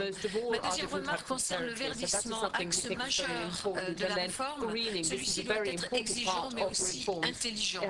Nous devons ne pas trop abaisser les exigences sur les surfaces d'intérêt écologique, sur la diversification des cultures ou sur le maintien des prairies permanentes. Mais il faut aussi accepter des modalités d'application particulières, notamment sur les prairies, et permettre par exemple aux éleveurs de refaire ou de retourner leurs prairies pour améliorer leur autonomie fourragère. Enfin, la France s'est parfois sentie un peu seule à défendre le maintien de régulations fortes. Et depuis quelques années, le monde prend conscience que les produits alimentaires ne sont pas tout à fait des produits comme les autres. Les derniers événements de ces dernières semaines nous le montrent. Et garder une agriculture capable de nourrir les Européens suppose de donner un environnement stable à nos agriculteurs. Cette réforme de la PAC ne remet pas en cause l'orientation vers le marché, mais doit corriger les excès d'une vision trop libérale de l'agriculture. Sur les quotas de sucre, sur l'encadrement des droits de plantation, sur les possibilités de regroupement de l'offre pour les producteurs de lait, sur les mécanismes d'intervention dans la viande ou en céréales, l'organisation commune de marché doit garder une ambition régulatrice. Ce sont là des demandes très fortes de la France. Thank you. Now my colleague, Mr. Yannikis Gabriel from the Cypriot House of Representatives. Thank you. Dear colleagues, ladies and gentlemen, It is with great pleasure that I address this meeting on such a crucial matter. I congratulate the Irish Presidency for its initiative to organize the meeting. Cyprus stresses the need to achieve significant simplifications of the management and control system as regards multi-level direct payments and greening, in order to ensure the compliance with environmental commitments with the minimum cost for farmers and national authorities. In this framework, we believe that farmers who receive small amounts should be excluded from these commitments. As regards greening, the principle of equivalence, an approach similar to approach applied to organic agriculture, should be adopted. The environmental benefit derived from the applications of applying agri-environment climate measures and higher the farming practice of greening. Therefore, we support that agriculture quoting with at least 15% of their area participating in agri-environment climate measures being considered green by definitions. Cyprus welcomes the effort of the Commission to address the problems and concerns of small farmers and take into account their important environmental, economic and social role. In this context, we strongly support the Commission's proposal for an alternative support to small producers through the payment of lump sum, the continuation of coupled payments to agricultural sectors that undergo specific difficulties or are particularly important for social, economic or environmental reasons is of vital importance. Cyprus also supports the flexibility provided for increasing the percentage of coupled payments by over 10% in justified case. Finally, in respect of the rural developer regulation, we agree with the three basic objectives and priorities set out by the Commission. Also, we should strive for further simplification of the procedures. In this direction, we strongly believe that in the case of small and very small member states, the principle of proportionality should be prevailed in all issues related to simplification. Thank you. Thank you. Next, we have Mr. Dion Gross from the Dutch House of Representatives. Dear Chair and colleagues of the other national parliaments and Minister, the Dutch House of Representatives has discussed the common agricultural policy proposals with the Minister of Agriculture each time prior to a Minister's Agricultural Council. During these debates, the House of Representatives has adopted several resolutions, particularly concerning the relation between the CAP and the MFF 2014-2020 and the greening proposals. The House of Dutch Representatives thinks that innovation should be the key priority of the EU budget and has been in favor of a shift in the EU budget from agriculture to research, innovation and education. At the same time, it opposes an increase of the overall EU budget exceeding the current budget. Therefore, the Dutch House is in general content with the achieved agreement on the MFF in the European Council last month. More specifically, regarding to the budget of the coming agricultural policy, the Dutch Parliament demanded the government to favour the first pillar, direct income support, of the CAP instead of the second pillar, rural development. With regard to the greening proposals of the CAP, the House of Representatives support the idea of a greening menu.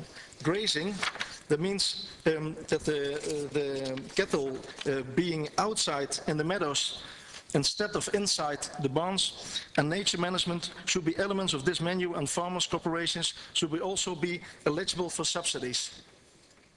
Furthermore, the Dutch Parliament demanded the Dutch government to decouple the direct income support from the greening measures and thereby supports the vision of the Agri Commission of the European Parliament on this matter. Thank you for your attention. Thank you. From the Austrian National Council, we have Mr. Franz Essel. Danke, Herr Vorsitzender, meine geschätzten Damen und Herren. Offensichtlich gibt es auch in dieser Runde unterschiedliche Meinungen. Und zum Ersten zur finanziellen Ausgestaltung darf ich sagen, dass das zweifelsohne das Wichtigste ist. Und die Vorschläge, die von den Staats- und Regierungschefs vorgelegt worden sind, sind in etwa akzeptabel. Ich möchte jedoch dem Ansinnen des vom Europäischen Parlament aus so zu hören war, dass eine Kürzung der Prämiensteuer review, they were discussing cuts to the premier. So I'm not sure whether that point will win out. On greening, of course, we need a more environmentally friendly approach to food production, but we should recognise what has been achieved to date. Over 80% of farmers are voluntary members of environmental programs in farming in Austria. So that shouldn't be overlooked when calculating premium. And the question on financing of environmental measures and co-financing, my colleague already addressed this. At present, it's 75%. So 25% of euro from national funds will be matched by 75 euro from EU funds. On that 75 euro, could that be matched with 75 euro from national funds, so that 150 euro would be available? There are huge differences in the structures of holdings in terms of climate, rainfall, and for certain farming types there are upper thresholds. We need to take account of individual holdings, a la carte approach, because even within a country the farming can be very different. Looking at the traditional pastures, we looked at the growing of animal feed, 100 hectare, 40 cows on the holding, and then particular changes in the number of cows per holding because of summer pasture movements. So obviously policies have to take account of national practice and national policies. Thank you. Next is Lord Whitty from the UK House of Lords. Thank you very much, Chairman, and thanks very much for the presentation and the hospitality. I want to make one specific point and one general point. The specific point has not been raised yet, and nor was it raised by the Commissioner, which relates to sugar. We are disappointed, in a sense, that the decision at the previous reform to end quotas on sugar in 2015 is unlikely to happen. But we also have to recognise that the period of sugar has led to, a period since the last reform has led to overcapacity in the sugar industry, although within the UK we have cut capacity, and no serious rationalisation of the sugar regime either internally or externally in terms of imports of cane sugar. Hopefully, within the next period, we will have a proper reform of the sugar regime, and I'd like the Commissioner or the Minister to comment on that. My general point is this. We recognise that there has to be some flexibility at national level, and we recognise that this is a complex issue. But at the last reform, certain general principles were established. A decoupling and a shift from Pillar 1 to Pillar 2. It seems to me that the Council and the Commission have already conceded a bit of a reversal on those two things. But my question, in a sense, is how do we go into co-decision now? Because the position adopted by our colleagues in the Agriculture Committee of the European Parliament, if it were adopted as the plenary position of Parliament, seems to push further in reversing those changes, i.e. to more coupling and to less of an emphasis on Pillar 1, shift from Pillar 1 to Pillar 2.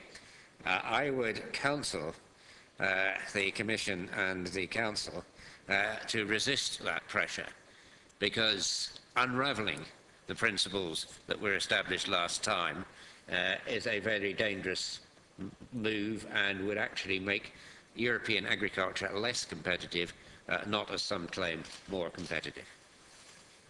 Thank you. Next, I have from the Belgian Senate, Mr. Stefan Sint-Tobin. Thank you, Mr. Chair. First of all, I'm representing the Flemish Parliament and not the Belgian Senate. I know it's a bit complicated in Belgium, but I represent the Flemish Parliament. We also have, Mr. Chair, a paper. We have prepared a paper with some of our views on a number of topics. If you allow it, we will put it later on the table. But I also have a few questions. First of all, it is very important for Flanders that the entire CAP reform can be implemented on a regional level in the line with the institutional distribution of competences within Belgium and in accordance with Article 4.2 of the Treaty on the European Union. My question is, how will the committee guarantee the regional implementation of the CAP reform? Second question concerning producers and branch organizations. It is important for us that the same conditions are provided for all sectors with a view to the establishment of producers and branch organizations. In that respect, it is also evident that the new crisis regulations are made available for all sectors and not just for a limited list of sectors as is currently proposed. And third, Mr. Chair, concerning the horse meat scandal, I listened to the measures the Minister proposed. Some of them we can follow, but the questions will naturally be who will pay the bill and how much it all will cost. Thank you.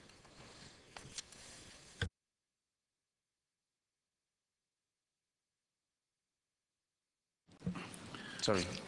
Ja, liebe Kolleginnen und Kollegen, sehr geehrter Herr Vorsitzender, lieber Kollege Doyle. Schade, dass wir gestern nicht hier sein konnten, aber Berliner Flughäfen sind im Moment in einer etwas problematischen Lage. Und wenn dann noch Schnee dazu kommt, airports are in a rather tricky position at the moment. Add snow to that, and that complicates measures further. So thanks for your invitation. The German Parliament is in favour of a sustainable and efficient farming. And we need to take account of that when we speak about greening. If you look at high-tech plant protection measures that are available now, and that is sustainable and efficient. So we need to move in that direction and look at the demands on us now, providing enough food for the whole of the planet. Picking up on what our French colleague proposed, if I understood him correctly, they were saying permanent intervention if there are market circumstances that change. In our current policies, this doesn't just apply to milk but cereals. I think that would be very difficult to implement. And we heard that there would be a reaction from the Commission. I wonder what that reaction would be. What's important, and on the whole issue of the horse meat prices, we had an aflatoxin crisis in Germany, you may recall, and we had problems with poultry and eggs.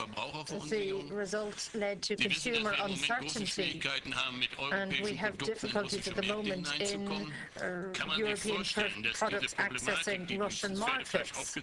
Now, one of the things that was thrown up with the horse meat crisis is that we need a European stamp or brand. That's what the Russians want. They don't want the country-specific brands or marks recognized. Perhaps we could have a European-wide brand mark. That perhaps may be a move in the right direction. And how are things going with Parliament? I had discussions with members of the European Parliament, and how can I put it, they're rather angry about some of the developments and looking at the content of some of the proposals in the CAP reform. And they're very close to rejecting some of the budget proposals again also, so I'm wondering how relations are going there. Thank you. Finally, Mr. Anders Eriksson from the Nordic Council. Thank you very much, Mr. Speaker. It's a small mistake in the list of the participants. It says I'm from the Parliament of Norway. This is not really true. Personally, I'm from the Åland Islands, but here I am representing the Nordic Council. The Nordic Council is a parliamentary assembly for the 5 Nordic countries and 3 self-government regions. I'd like to say a few words from our side. First of all, the Nordic Council supports a reform that distributes the support more evenly, both geographically and among producers. Secondly, additional support schemes in the less favored areas, such, for instance, the Arctic region, should continue. So, thirdly, funds should increasingly be allocated to Pillar 2. Furthermore, local small food production should coexist with large-scale production. This is very important. And the support should increasingly support environmental goals and climate change policies, side by side with sustaining food security in our region. I have a plan to ask Commissioner Ciolos what he means when he say we have to reduce the administrative burdens with CAP, but he have answered that question already. Just let me underline, this is very, very important also to get young people interested for farming. Thank you. Thank you. Now, Commissioner and Minister to respond.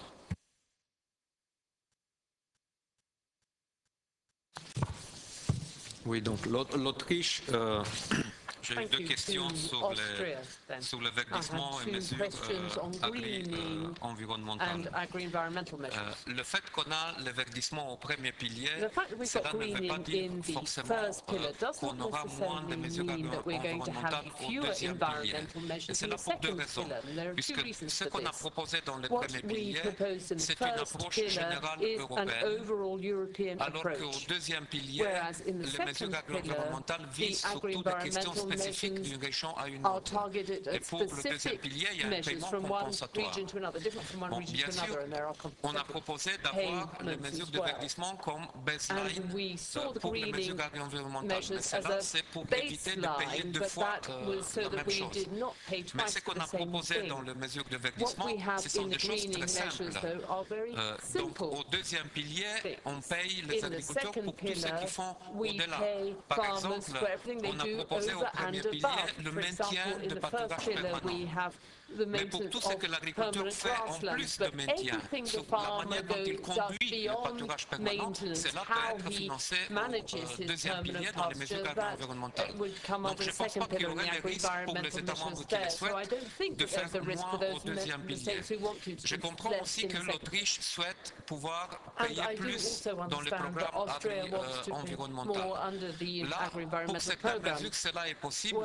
La seule chose qu'on veut éviter, c'est de ne pas avoir une concurrence déloyale entre les États membres, parce qu'il y a des États membres qui peuvent se permettre de payer plus, d'autres qui n'ont pas ces ressources. Donc il faut qu'on évite qu'il y ait des si forts décalages, mais sinon, notamment pour ce type de mesures, zones défavorisées, mesures environnementales, il y a des États membres qui cofinancent plus, et tant que cela reste dans les limites des règlements, je ne vois pas un problème. Et donc, pour ces mesures environnementales, il y a une flexibilité nationale qui est presque totale. La Belgique sur la partie non utilisée du budget. On est en train de travailler avec les conseils maintenant, on verra l'opinion du Parlement, mais nous à la Commission, on voit une possibilité pour éviter à ce qu'il y a au premier pilier des montants non utilisés. C'est un peu technique ce que je vais vous expliquer, mais je vous le dis quand même, et sans doute vos ministres vont vous expliquer ça plus en détail. Ce qu'on propose, c'est de calculer dès le départ les droits au paiement non pas à 100%, mais à 103 ou 104 ou 105%. C'est-à-dire que l'agriculteur il sait qu'il aura par exemple 100 € à l'hectare, mais il va signer quand il va déposer sa demande de paiement pour 105 € à l'hectare. Et si à la fin, quand on fait les calculs, on se rend compte qu'il y a de l'argent qui reste, when we do calculations, if we realise that there is money over, we will pay them the 1, 2, 3, 4, 5 euros over to make sure that there is no loss of money, and what is left over that will be distributed to everybody. If there is no reserve at the end, then he will only receive the 100 euros. But may receive more if there is one farmer who has not made a request for payment. And this means that at the end, when we do our calculations, we don't end up with an amount that isn't used, because if every year we have to transfer that into the second pillar, then we will have a problem in programming and planning the second pillar if we change the budget for the second pillar every year. So for the second pillar we have this multi-annual budget, but if with this reserve, with the extra percentage over and above, then we can avoid having money that isn't spent, and the money will end up in the pockets of the farmers, whatever is left over. Bon, sur les pertes pour les agriculteurs belges, il y a des pertes aussi pour d'autres types pour d'autres États membres, mais le processus de convergence est un processus auquel tous les pays doivent pouvoir contribuer. So now regarding active farmer, we cannot link the definition of active farmer to the level of production, because it means to recouple the payment. If the condition to have access to the direct payment is linked to the type of activity or of the level of activity. But here also we will propose at European level some elements of definition, and then from the Commission I am ready to give to the Member States some flexibility to add some elements in the definition of active farmer, but of course taking into account the limitation that we have with our commitment to WTO regarding the decoupling of payment. But you can find other elements in order to target the payments only to the farmers who are in activity. On the issue of old farmers and young farmers, if I well understood, this is a land issue, a problem of access to land in Ireland. This issue is present in other member states. We cannot, or I cannot give an opinion from the Commission, because all these issues regarding land market are national issues. We don't have, by the European Treaty, the possibility to come with some legislative proposal in this issue regarding the market of the land. But maybe in the future we can think to some measures together with the Council and the Parliament. We can reflect on some measures in order to have a common approach in this issue regarding the access of the young farmers to the land. But since this issue remains a national one, and by the treaty the Commission don't have the possibility to come with legislative proposal, we are a little bit limited on this. Donc pour la France, j'ai déjà expliqué pour les premières étapes, c'est une question qu'on prend en compte. Ça sera possible de l'accorder de manière optionnelle pour les États membres qui le souhaitent. Pour les prairies permanentes, nous avons prévu une marge de 5% dans laquelle à un certain niveau, les agriculteurs peuvent tourner les pâturages pour assurer un certain renouvellement. Et en plus, dans les discussions avec les conseils, on est en train de considérer la possibilité d'aller dans la définition des pâturages permanents, d'avoir une définition plus large, de considérer les pâturages permanents à partir de pâturages qui n'ont pas été tournés dans les 8 dernières années, non pas 5 dernières années. Donc là, on cible vraiment le pâturage permanent, parce que c'est un pâturage n'a pas été tourné pendant 5 ou 6 ou 7 ans, ou 8 ans, cela n'est plus intéressant de le tourner au bout de 10 ans et de le faire entrer dans la rotation. En général, les pâturages temporaires sont gardés en tant que pâturage jusqu'à 5-6 ans et après elles rentrent en rotation. Donc avec la définition qu'on a proposée, on prend en compte ces aspects. Et sur les mesures de marché, l'ambition régulatrice, là je pense qu'il faut trouver un équilibre entre d'un côté between, on the one hand, ensuring that farmers can produce what the market requires rather than what's being subsidized out of state funds. Though we should have instruments that allow us to react to market shortfalls or times of crisis. For all of the sectors you outlined, we have specific instruments, even for sugar. Maintenir le système de quotas n'est plus une mesure d'avenir pour le secteur sucre. Parce qu'on a des prix qui sont très hauts et le fait de se limiter avec un système de quotas, c'est qu'on limite de manière artificielle les agriculteurs à répondre à une demande du marché. On a des prix très hauts, on ne peut pas produire plus parce qu'on est limité par les quotas. Par contre, même si on élimine le système de quotas, on peut garder d'autres types de mécanismes pour aider les agriculteurs à s'adapter au marché, comme par exemple les systèmes de contractualisation entre les producteurs de betteraves et les sucreries. Mais donc pour la vigne, pour le lait, je disais pour le sucre, pour les fruits et légumes, on a des mécanismes de gestion des marchés, mais qui permettent aux agriculteurs de répondre aux demandes des marchés et qui nous permettent d'intervenir seulement en cas de crise ou en cas de besoin.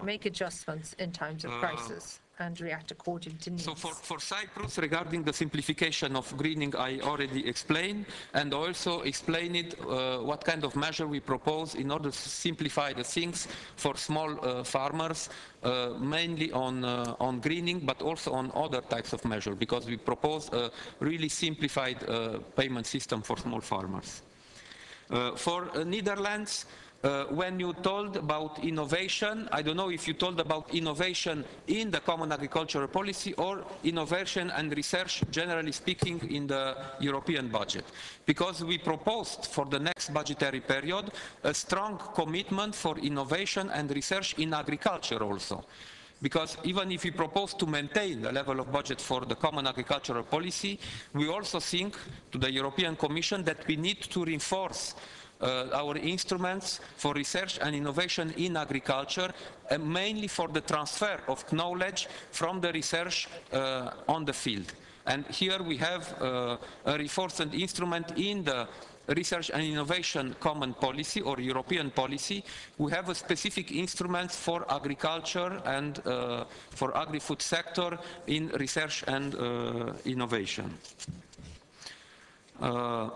Regarding sugar in UK, you mentioned that with the last reform we increased the production capacity in sugar, not for beet sugar, but only for raw sugar. And for raw sugar, it was the choice, the free choice of the sugar plants to increase or to decrease their production. They were free to decide, taking into account their perspective on the market. But for all the sector of sugar beet, we reduce our processing capacity because we close some processing capacity, and in parallel, some raw sugar plant increased their capacity, thinking that maybe the demand will be increased. And now some raw sugar plants have some problems on the market, but this is not because of the Common Agricultural Policy, but because their decision, their enterprise strategy. Because if they decide to increase the capacity, now they have to assume. Because for raw sugar, we have a very clear policy at European level with the access to the sugar on the ACP countries. And here also it's depends on the contract of these raw sugar plants and the ACP countries. This is not on the responsibility of the Commission. We have common instruments mainly for beet sugar production. And for beet sugar production, now we propose to eliminate the quota. And regarding the coupling of payment and the position of the Parliament, you know, I am not agree with a lot of ideas coming from the Parliament of the Council, but we are in a democracy and we have to negotiate and to discuss.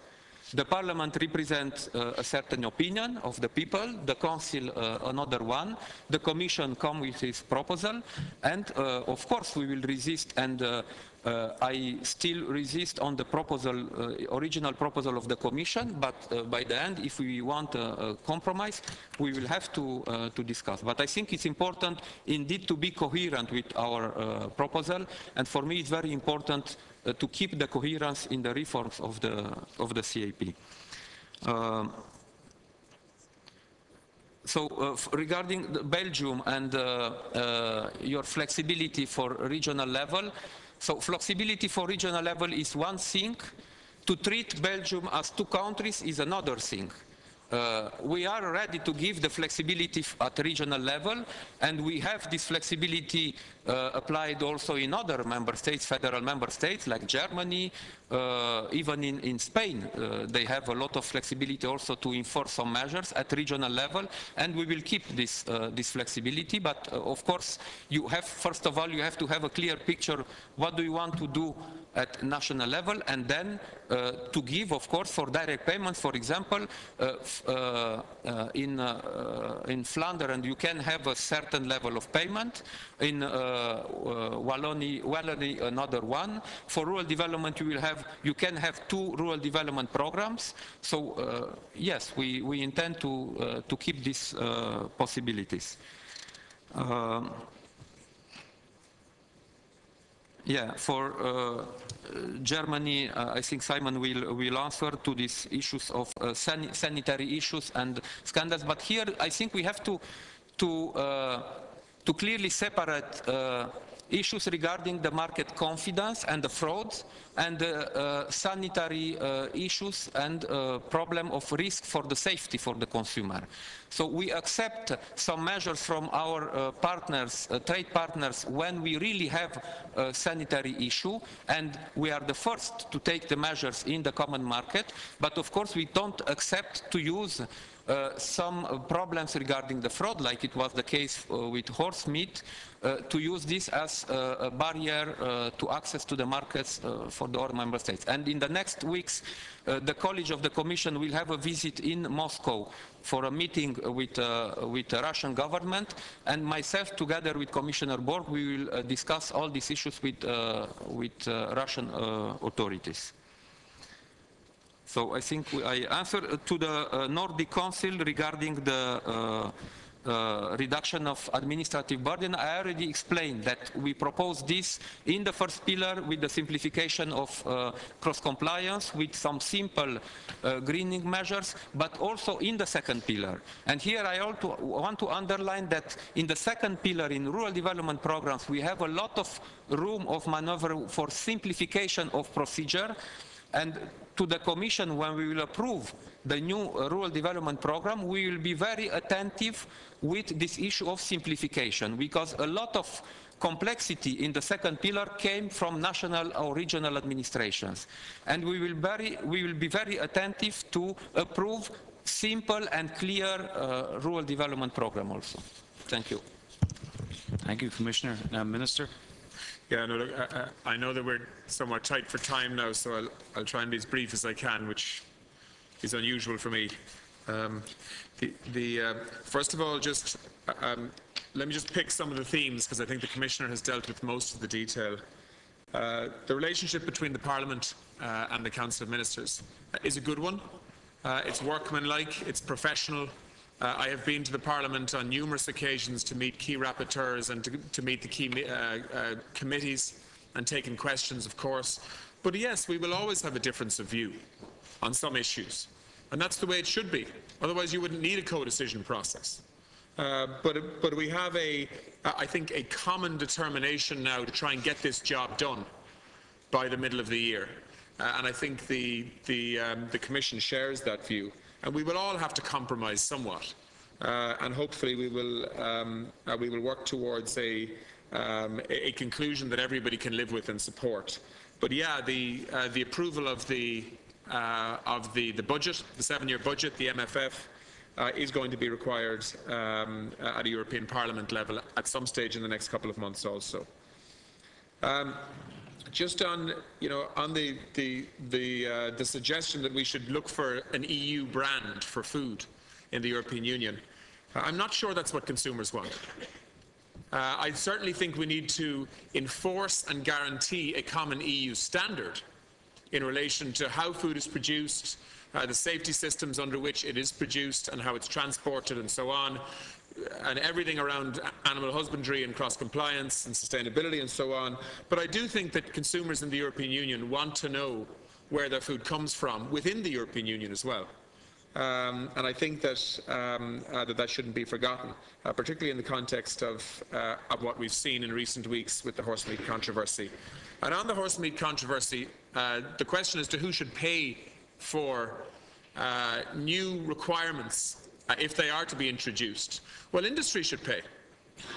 I mean, I'm a strong advocate of competitiveness in terms of how markets operate, but the reality is that buyers of food, consumers and in particular retailers, are going to demand DNA testing as part of the systems anyway. It has already happened in terms of approved suppliers for big retail outlets that operate in this country and across Europe, like, well, I'm not going to name names, but most of the biggest retail suppliers are already demanding of their suppliers that DNA testing is part of the supply chain now, as a consumer reassurance measure and as a quality control measure. So, you know, let's move with the tide here rather than try to swim against it.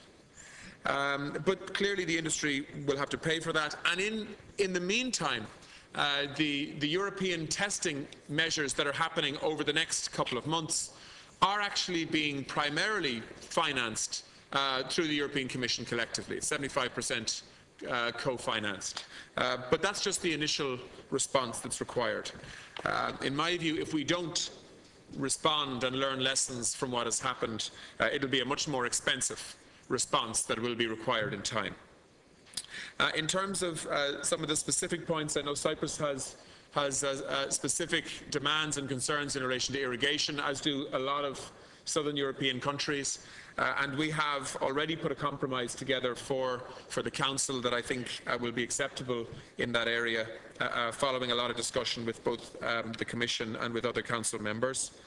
In terms of greening measures and points that Renee raised in relation to the need to facilitate the use of crops that are actually good for land but can also be productive in ecological focus areas like fodder crops, for example, and other root crops. I think the Commissioner has addressed that, and I welcome those comments. In relation to sugar reform, different countries come at this from different perspectives. My view is actually very much consistent with the Commission view on this. In my view, we should move away from sugar quotas. We should end them in 2015, just like we're doing with milk. And we should let the market decide who produces sugar in terms of the efficiency of producing it across the European Union. But I also recognise the political reality that that is not the majority view in Council at the moment. And so we need to come to some form of compromise next week on how we come to an end to a sugar quota system in the European Union in a way that everybody can live with, and also how we accommodate the concerns of countries, for example, who were compensated to shut down their sugar industries, like this country was, like Slovenia was, like Portugal was, and actually get out of the sugar business altogether, but were compensated to stay out of the sugar regime until 2015, but not beyond. And so if there is to be an extension of sugar quotas beyond 2015, those countries who may wish to produce sugar for their own domestic markets, who may have serious problems in relation to consistency of supply in relation to sugar, which was very evident last summer, that those countries can also be accommodated in that compromise. So these are the kind of complex issues that we're dealing with. On regionalisation, this is a really important political consideration for a lot of countries. I know that. We are very aware of that on this island for obvious reasons. And so the Commission and indeed the Presidency are very anxious to facilitate different regional models within countries to reflect different political realities within different regions within sovereign countries. So that is something that you will see this Presidency strongly supporting, and indeed I think the European Parliament also. On the issue, finally, of active farmer, I think everybody wants to see active farmers, people who are actually producing food, being the people who are, the priority here in terms of particular direct payments, But it's very difficult to legally define what is an active farmer, given the kind of models that we have in relation to leasing arrangements, in relation to contract farming, and in relation to different farm size and different farm structures across the European Union. And so we will try to get a compromise to ensure that land that draws down funds is being actively farmed, and that we allow flexibility within countries to have measurement criteria around active farming and productivity. But we are limited in terms of what we can do in terms of coupling payments to productivity. We are precluded from doing that.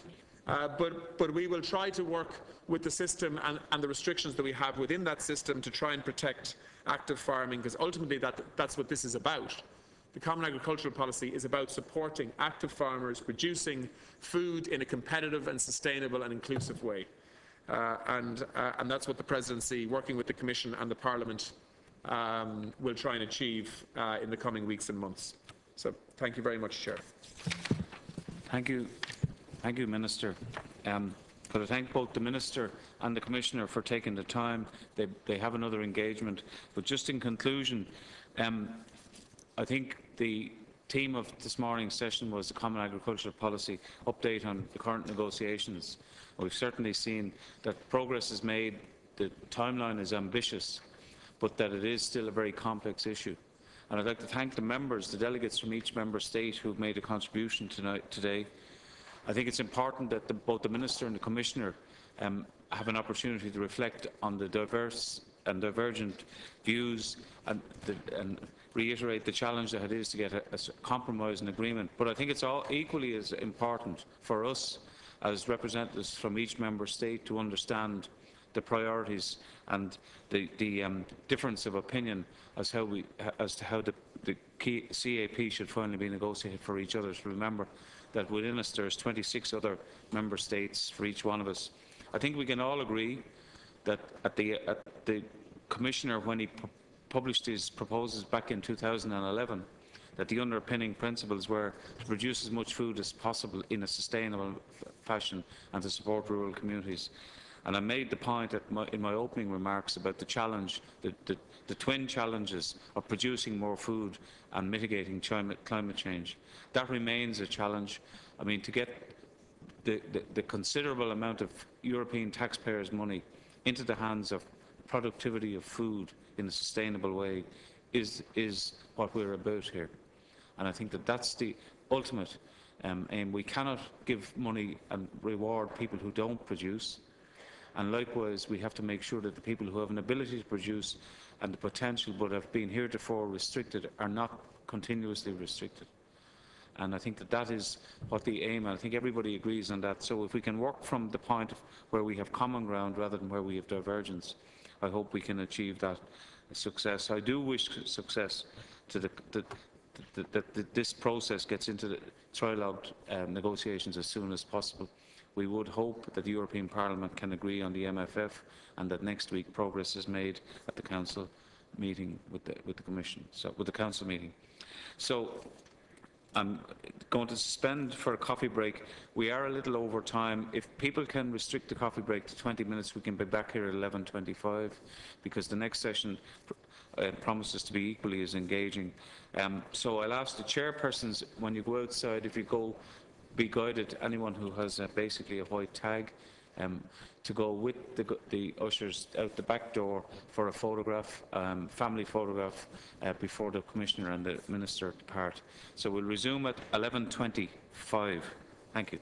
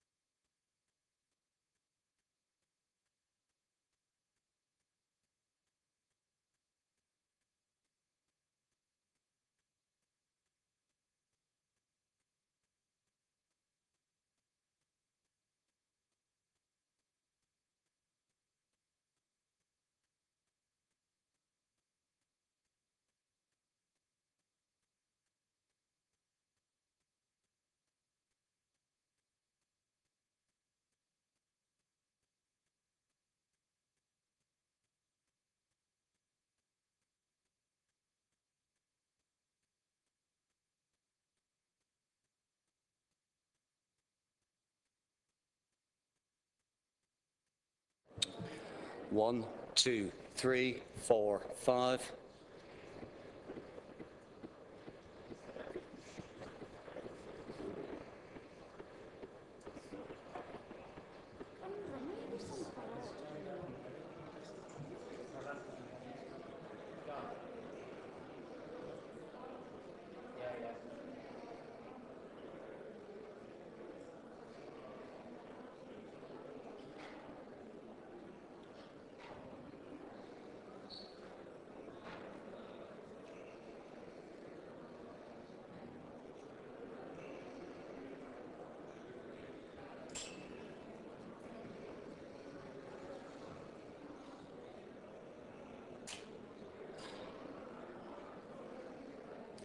One, two, three, four, five.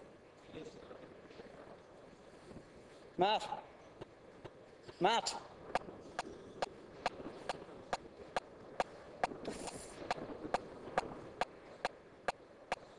Go in and tell him what we're doing, will you?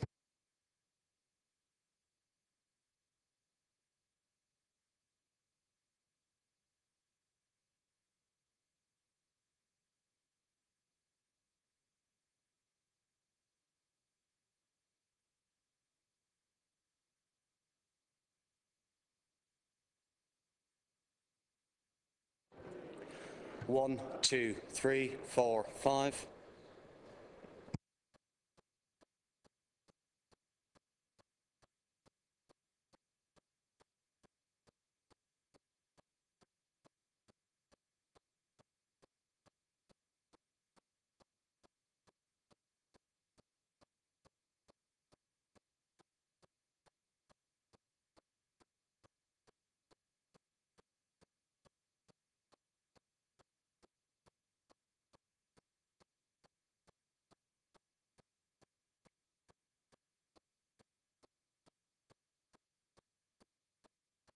One, two, three, four, five.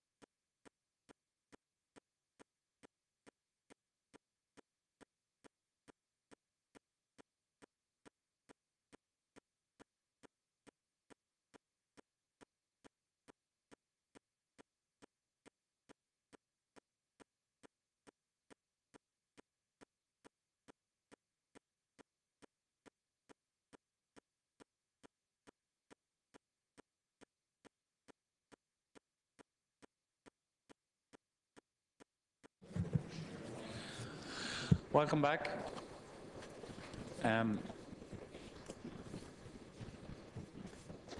Everybody could take their seats. We'll start session 2.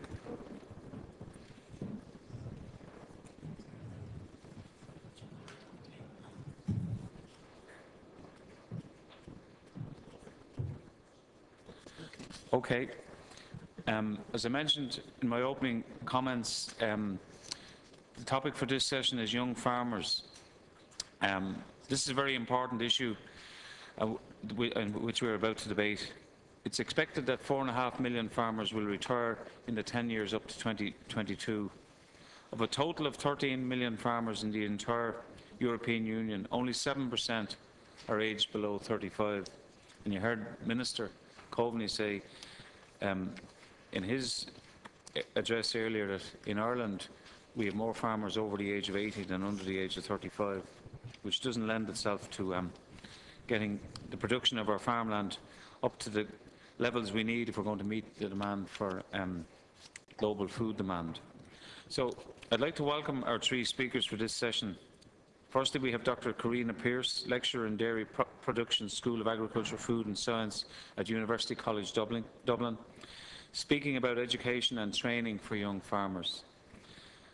Then we have Mr. Lauren Franz, Vice President of the European Council of Young Farmers, speaking about measures that can be taken across Europe to improve access to farming. And finally, Mr. James Murphy, Agricultural Science graduate and Stephen Cullinan Scholar from County Clare in Ireland, who will make a presentation on his experience of his visit and farming in New Zealand. So can I call now our first speaker, Mrs. Dr. Karina Pearce.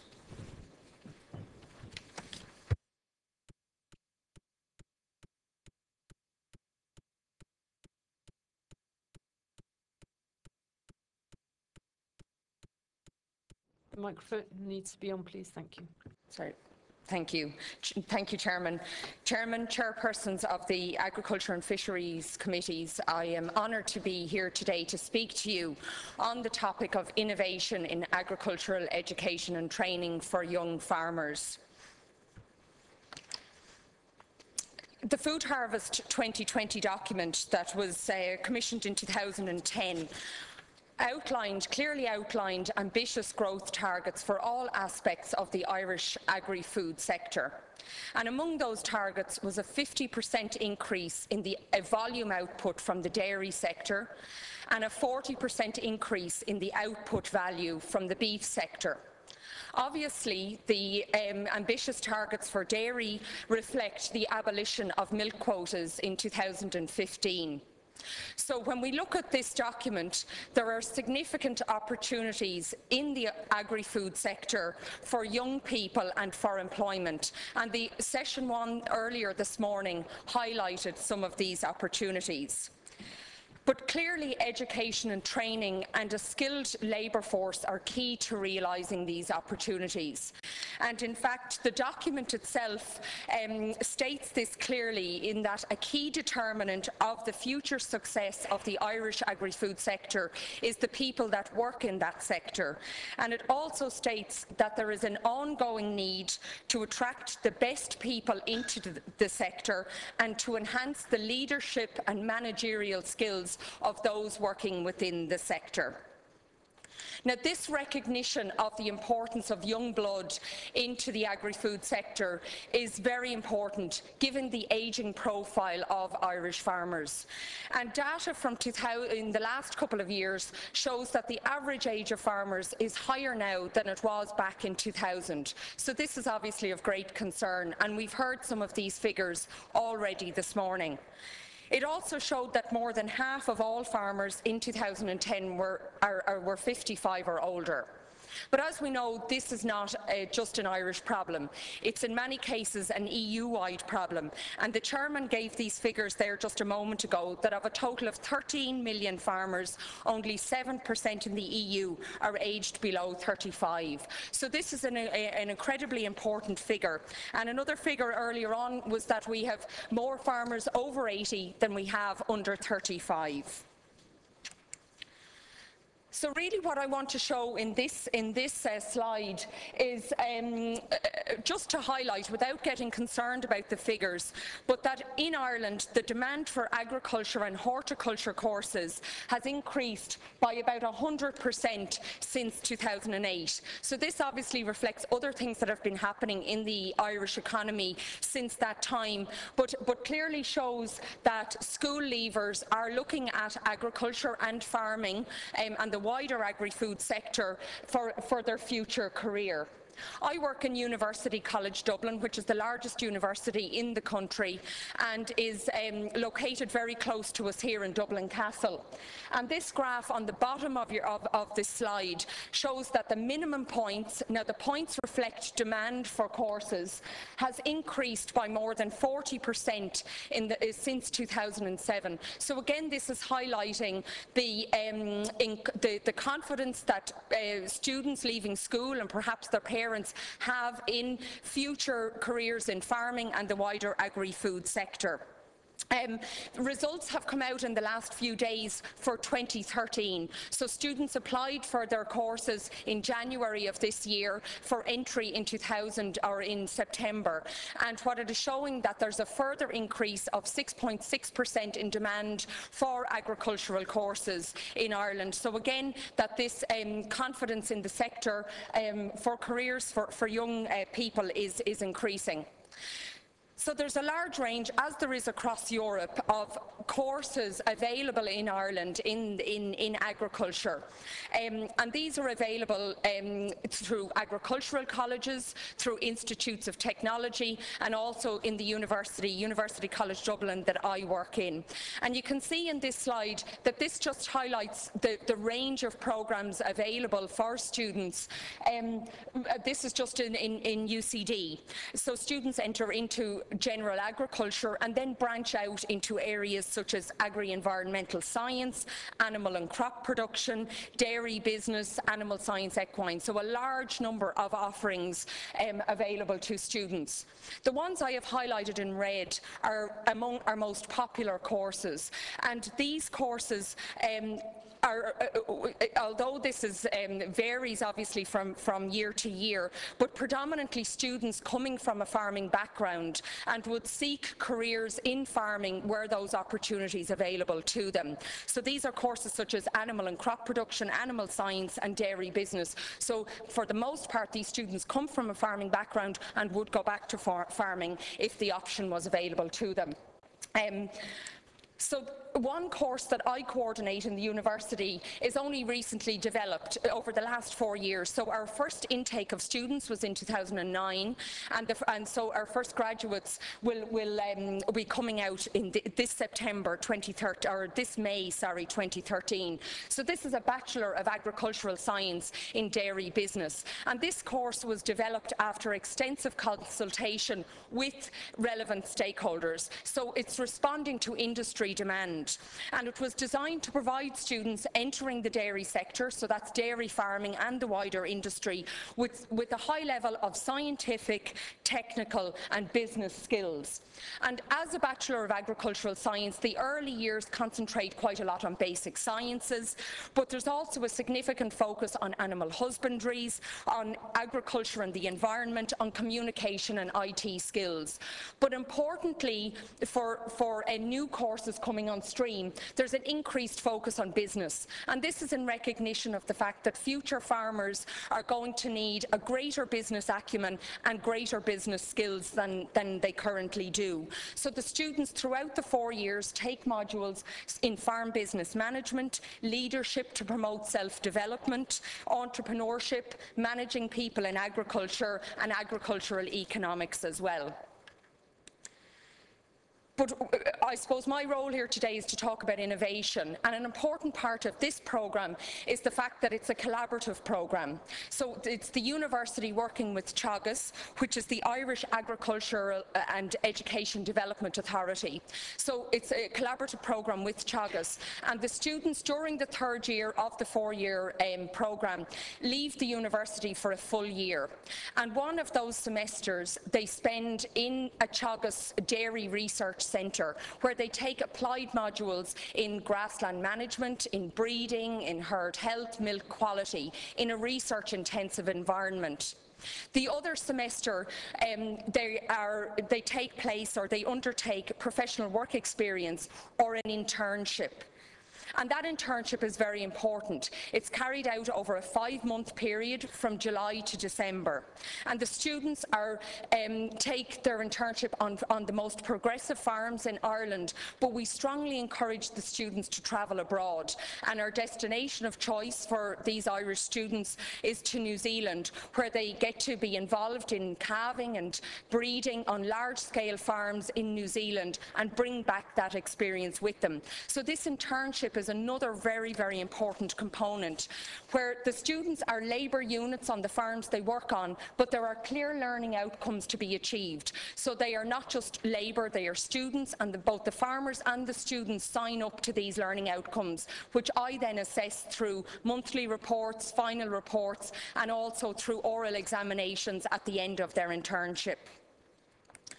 Another recent development in Ireland is a professional diploma in dairy farm management. So the students this again is a collaborative programme between Teagasc and the University College Dublin, and these students have a minimum of 2 years agricultural education before they embark on this programme. And this programme is basically a 2-year internship on the most progressive farms in Ireland, and again students are also encouraged to travel abroad to gain that experience. Because of the fact that students are working on farms, the delivery needs to be different than that I have explained up until now. So students are released on block release for 1, 2 or maybe 5-day courses depending on the time of the year, and they undertake modules again around managing people, around planning for expansion, post-milk quotas, farm management and so on. So they learn by different methods as well. They become involved in discussion groups, there's class lectures, workshops and so on. So there's a variety of learning mechanisms here too. There is quite a lot of research going on in Ireland at the present time around knowledge transfer, technology uptake at farm level. And one of the students embarking in this programme is a PhD student, Roberta MacDonald. And what Roberta's studies have focused on are the characteristics of new entrants to dairying in Ireland from the years of 2009 to 2011. And her research is clearly showing that what we have, the people entering dairy farming are younger than the average, so an average age of 36. They're highly educated and very ambitious young farmers. So what we have here is an educated group, an ambitious group, and we need, I suppose, continued education is very, very important for these, that we continue to skill in this group in terms of managerial skills and so on. And what discussion groups have a very important role to play here. And this slide is showing, again, it's Irish data, but looking at the number of discussion groups. So this is groups of farmers and maybe groups of 15 that meet each other on a regular basis, a monthly basis with the facilitator. And they exchange information and they learn from their advisor or the consultant. And that there are increased numbers of farmers and discussion groups in Ireland. Now, there was incentives to encourage farmers to enter into these discussion groups, but research would show that that farmers are clearly indicating that once that incentive goes, that they see the benefit in discussion groups and are very likely to stay. So as a method of continuing to upskill farmers and continued education, this is a very important mechanism. And it's not just for dairy. I supervise a student at the minute, Alan O'Brien, who's doing a master's thesis on beef farmer engagement in discussion groups, and showing again that these farmers engaging in discussion groups are younger than the average, larger farm size, but also an educated group as well. So, ladies and gentlemen, I'm going to conclude after that relatively brief presentation with a few key points, and hopefully then we can engage in good debate after the next speakers. That there are a lot of positives at the present time in terms of large numbers of highly educated young graduates and farmers entering and looking to enter the sector. But there are a significant number of challenges there. For educators, the challenge is to continue to innovate. We must continue to keep the curriculum relevant to changing requirements. As we've heard in the morning session, there are continually requirements are changing in terms of sustainability, climate change, expansion post-quota, IT skills, business skills, precision agriculture and so on. And for the policymakers, the challenge is to ensure that there are opportunities for these young, ambitious, educated young farmers in the sector. So with that, Gura Mila Mahagav, thank you very much, and I look forward to the discussion afterwards.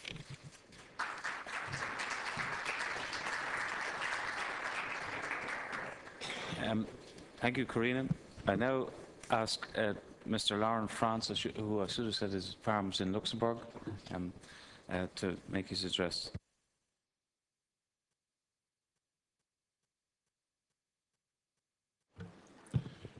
Dear chairpersons, dear ladies and gentlemen, first of all, I would like to thank you for inviting me to speak at this important meeting here today. My name is Laura Franz. I'm a vice president of CEJA, the European Council of Young Farmers. I am a young farmer myself. I have a dairy farm in the south of Luxembourg. I am here today to talk to you about the young farmers' measures in the CAP reform and why they are so important. We are just days away from the European Parliament establishing its official position on CAP reform in vote in plenary. The Agriculture Committee supports CEJA's position, and we rely on the rest of the MEPs to follow their advice and support, most importantly, a mandatory top-up of direct payment for young farmers and installation aid with an 80-20 co-financing ratio under rural development. Achieving these objectives within the CAP reform is essential for the future of food production in Europe. You must have heard about the alarming statistics. Only 6% of European farmers are under 35. The figure is similar here in Ireland, where there are more farmers over the age of 80 than under 35. European agriculture is in age crisis. We need to act now with this reform. 2020 will be too late to secure a sustainable future for EU agriculture. As demand for food grows across the world and demand for high quality, safe food continue to grow at home, we cannot ignore the challenge of food security. We are running out of farmers, yet we need to produce more and more food. But this is just the tip of the iceberg. We do not just need young farmers to secure food production, we need them to innovate it. With limited resources, we stand for the challenge to make food production more environmentally sustainable, more competitive and more efficient. Do not make the mistake of attempting to achieve the objective of food security and climate change mitigation without the help of innovative, well-trained young agriculture entrepreneurs who are so eager to make their own the future. All these issues are interlinked. In agriculture, environmental and economic sustainability simply cannot be achieved without demographic sustainability. On average in the EU, a young farmer is 40% more productive than an older farmer. Young farmers are more environmentally conscious, technologically minded, and more than anything, better trained than old farmers. Just look at Ireland, a country where agriculture colleges are oversubscribed, and yet you still do not have enough young farmers here. This alone is proof that it is not the lack of ambitions, well-trained young people intending to enter the sector that's the problem, but the barriers they stand in the way. These barriers are the access to land, the access to credit, low return on investment in the first year of your farm.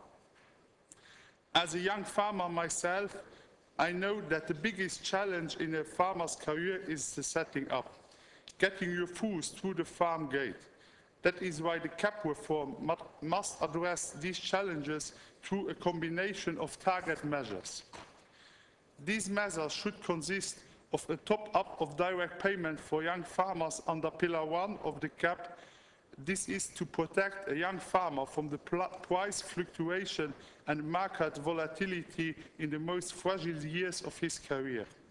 This should be in combination with installation aid under rural development, which should be available to all young farmers at a favourable co-financing ratio of 80% coming from the EU and only 20% from the Member States, encouraging as high take-up access the EU as possible.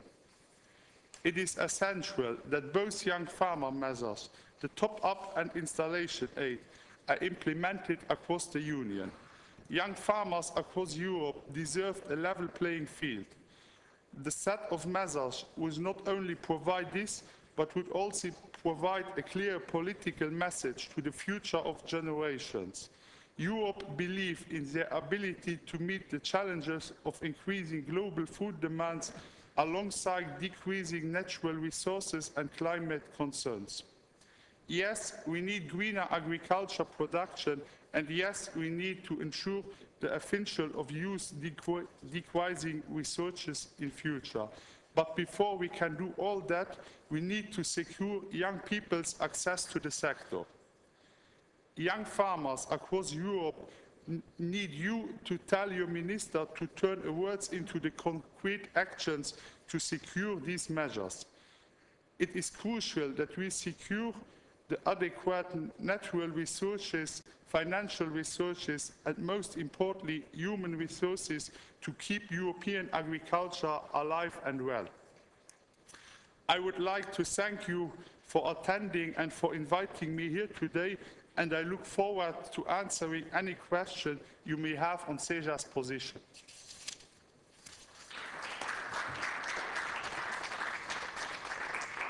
Thank you, Mr. Franz. Now can I call on Mr. Murphy to give his opening address?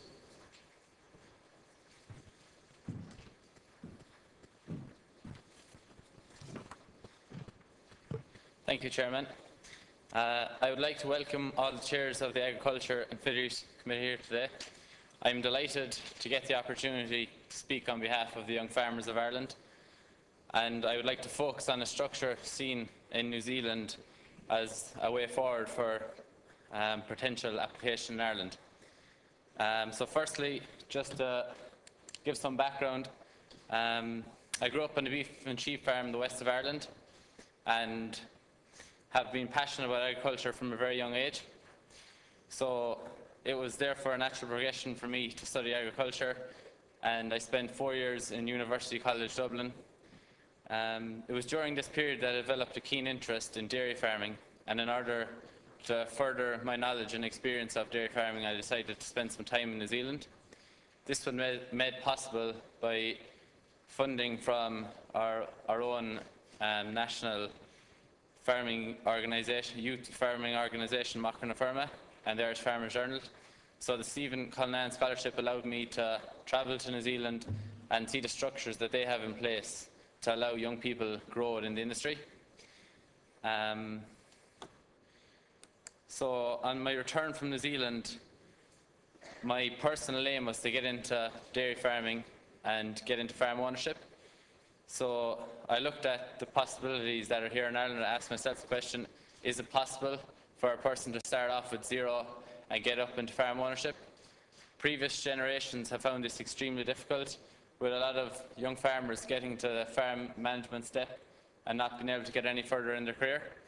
So my proposal today is to put a structure in place which allows young farmers get from that farm manager step up through a structure to get to farm ownership.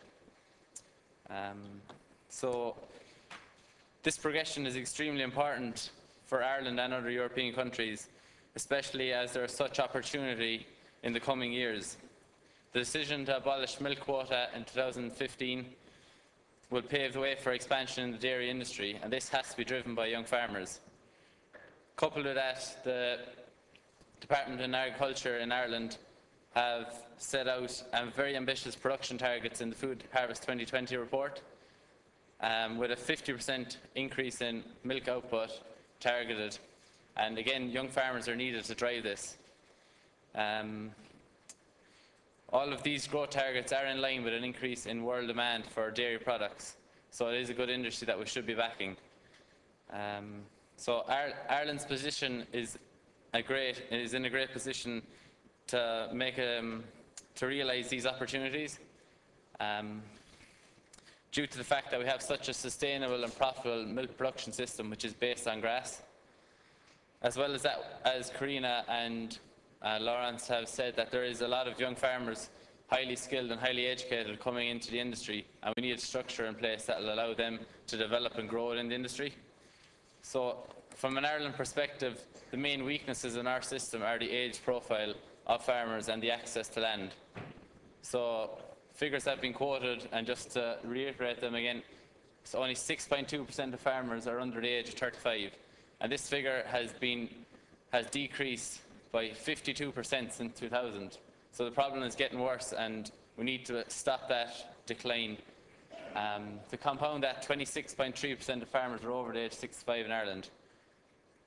So this highlights to me that the current structure of the single farm payment isn't targeting, isn't supporting the regeneration of young farmers into the industry, and this needs to be addressed. If this issue is not addressed, it'll lead to age imbalance increasing, and result in the potential of the youth not being achieved. So it's important that every country tackles this issue, because it is a European-wide problem. As well as that, it will have an effect on the European family farm model, which has been pushed from the very start of CAP. Secondly, gaining access to land is a big issue for young farmers starting off. And this is going to increase, and I think the structure of single farm payment increases this difficulty. Many farmers in Ireland are holding on to land just to receive their single farm payment entitlements, and this is restricting the number of farmers coming into the industry. So maybe we should look at putting structures in place that can also help farmers move out of the industry as well and support them. So just to talk about New Zealand and the structures that they have there in place, and which have been extremely successful over the years. So if you can see from this diagram here, an individual can start off with a net worth of 0 and build their way up through extreme hard work to get to farm ownership. These individuals are highly skilled and highly motivated people, and it takes time, but the structure is there, and when they start off, they know it's achievable, so they work hard at it. So the diagram illustrates this. So the main structure behind it is kind of share milking, and this idea is whereby a contract is drawn up between the farm owner and a share milker, and the costs and benefits of running a dairy farm are split between the farm owner and the share milker. So I believe the two most relevant steps for this for Europe and for Ireland are the low order share milking step and the 50-50 share milking step. So low order share milking is the next step after farm management, which will allow share milkers to build their own equity within the farm business, and this is the first step to getting on to farm ownership career ladder, in my opinion. As the table indicates, the low order share milker will provide all of the labour, pay for the equipment and machinery, as well as cover the milking shed running expenses. And the landowner will provide the land, farm infrastructure, most of the variable costs, and the cows. In return, the low order share milker will receive 17 to 23% of the milk check. So this is an excellent incentive for both the farmer and the share milker to get involved in sort of a partnership agreement where they'll farm efficiently, and the rewards will be split between both parties depending on the risk and the amount of equity put in by both parties. So the next step then in the New Zealand system is 50-50 share milking. So in this step there is an increase in the amount of equity put in by the share milker, So they will now supply the cows, the labour and machinery, and most of the variable costs. And the landowner will put in land, farm infrastructure, and pay for 50% of any imported feeds. So in this scenario, the milk check will be split 50-50. And this is a huge incentive for the share milker to be as profitable as he possibly can and be as efficient as possible. And this is an excellent step in building equity and getting a step closer to farm ownership. So the question I'm putting out here today is, could this New Zealand share milk structure work in Ireland and in other EU member states? So evidence from New Zealand states that the most popular herd size for a 50-50 or a low order share milker is 200 to 500 cows. And for a lot of countries in Europe, this is overly ambitious, but I think this is achievable in Ireland if structures are put in place to help with the mobility of land and getting land into young farmers' hands. So what are the benefits of share milking? So share milking will provide an entry pathway for young farmers to get into agriculture. It will be equitable to both parties, so the landowner and the share milker will receive a lot from the agreement, and both will be able to grow within this agreement. As well as that, a lot of farm owners at the moment, especially in Ireland, have family attachments to land and want to hold on to the land, keep it in the family name. And this agreement will allow that to occur and will protect their asset base while also generating a positive cash flow, and this will entice in young progressive farmers. But it's important to realise that scale is necessary for this to be successful, and tax incentives for both parties must be included in order to make it successful. So in conclusion, I would just like to sum up and give my recommendations on what I think we should be focusing on. Firstly, I believe a structure needs to be set up to map career paths for young people. And this is obviously going to be different in each member state due to different types of agriculture which are being performed in each country. As well as that, so from an Ireland perspective, I think share milking could be used as a model and adapted to Irish circumstances. So research and development support needs to be used to maximise this, and each country needs to take on the responsibility to put support to research and development so they can come up with this structure. Secondly, I think positive regulations with regard to young farmers need to be brought in. Focus needs to be held on getting farmers started up, so getting them to build equity from the start. For example, stock supports should be prioritised. And finally, the access to land is crucial. So structures need to be put in place which will accommodate both the landowner and the young farmer coming in. As well as that, support should be targeted towards the young farmer, as they will have a knock-on effect on the elderly farmer when profitability and efficiency increases. So thank you for your attention. I hope I've given you some food for thought.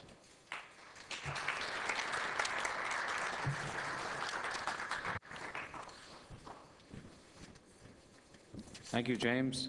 I'll now call our first speaker. First speaker is Mr. Paolo Russo from the Italian Chamber of Deputies. Thanks. Dear Mr. President, dear colleagues, agricultural Europe has now to provide more than any other quick and prompt answers to important issues which concern not only production of the member states but also the growing demand of quality and traceability. We aim for a different Europe, no more Europe of duties and bans, Europe of banks and bureaucracy. This is time for Europe to change.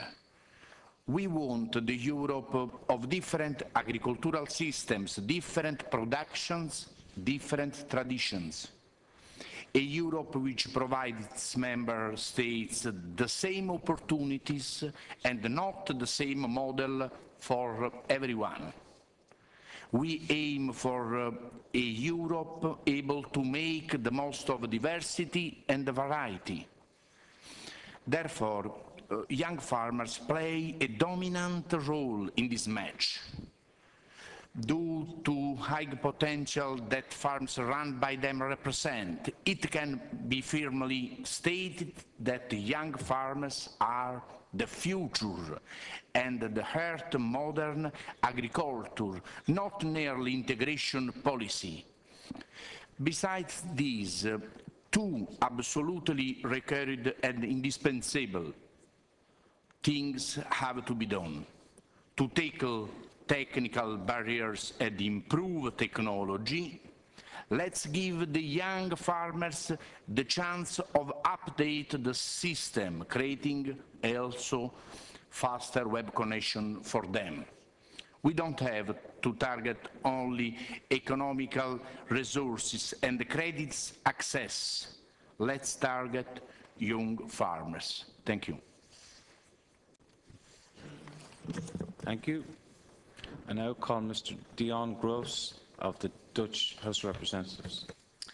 The Dutch Parliament welcomes the special attention that has been given to this topic during this conference. It welcomes the new possibilities to support this specific group of farmers within the CAP, especially in the first pillar. The House has also demanded that the investment regulations for young farmers that is now part of the second pillar will be continued in the new budget period.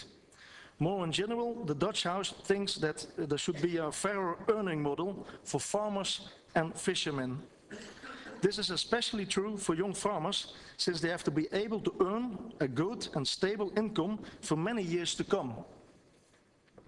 The House has therefore urged the government to strengthen the market power of farmers in the food chain, whereby the EU can play an important role in view of strengthening of the internal market.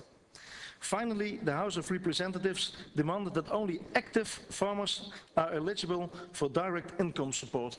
Thank you. Thank you. Next we have Mr. Germinal Piero of the French National Assembly. Merci.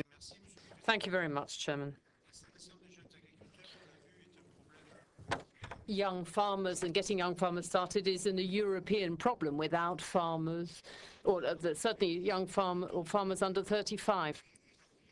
In our country, the renewal rate is around 60%.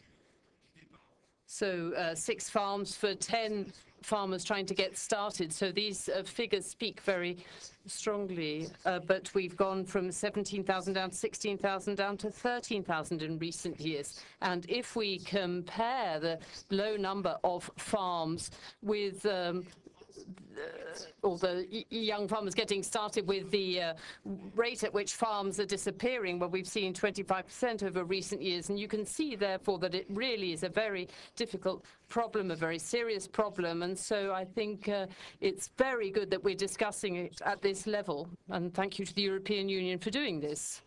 But it isn't only a question of money for farmers.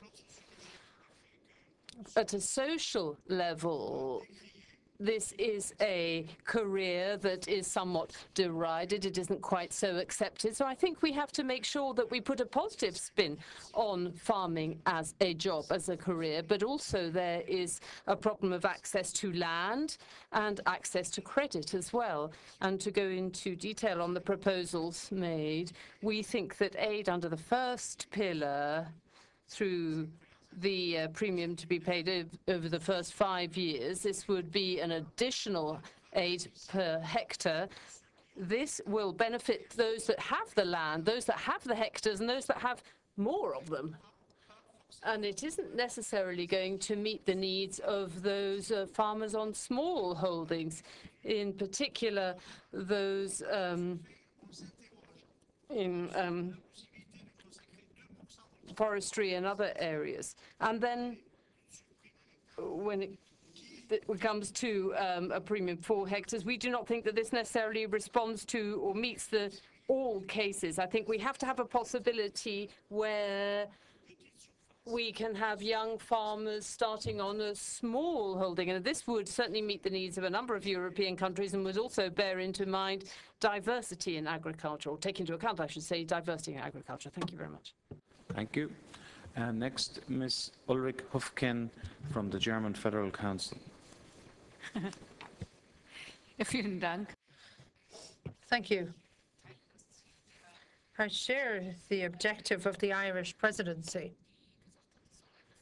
who said this should be an optional solution for member states. They can decide what is best for their national situation, which of course is differing.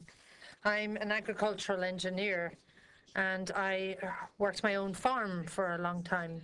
And I share the objective of improving education and training and support further training and acquiring of qualifications for farmers. Because at the end of the day, I think workers should play a role.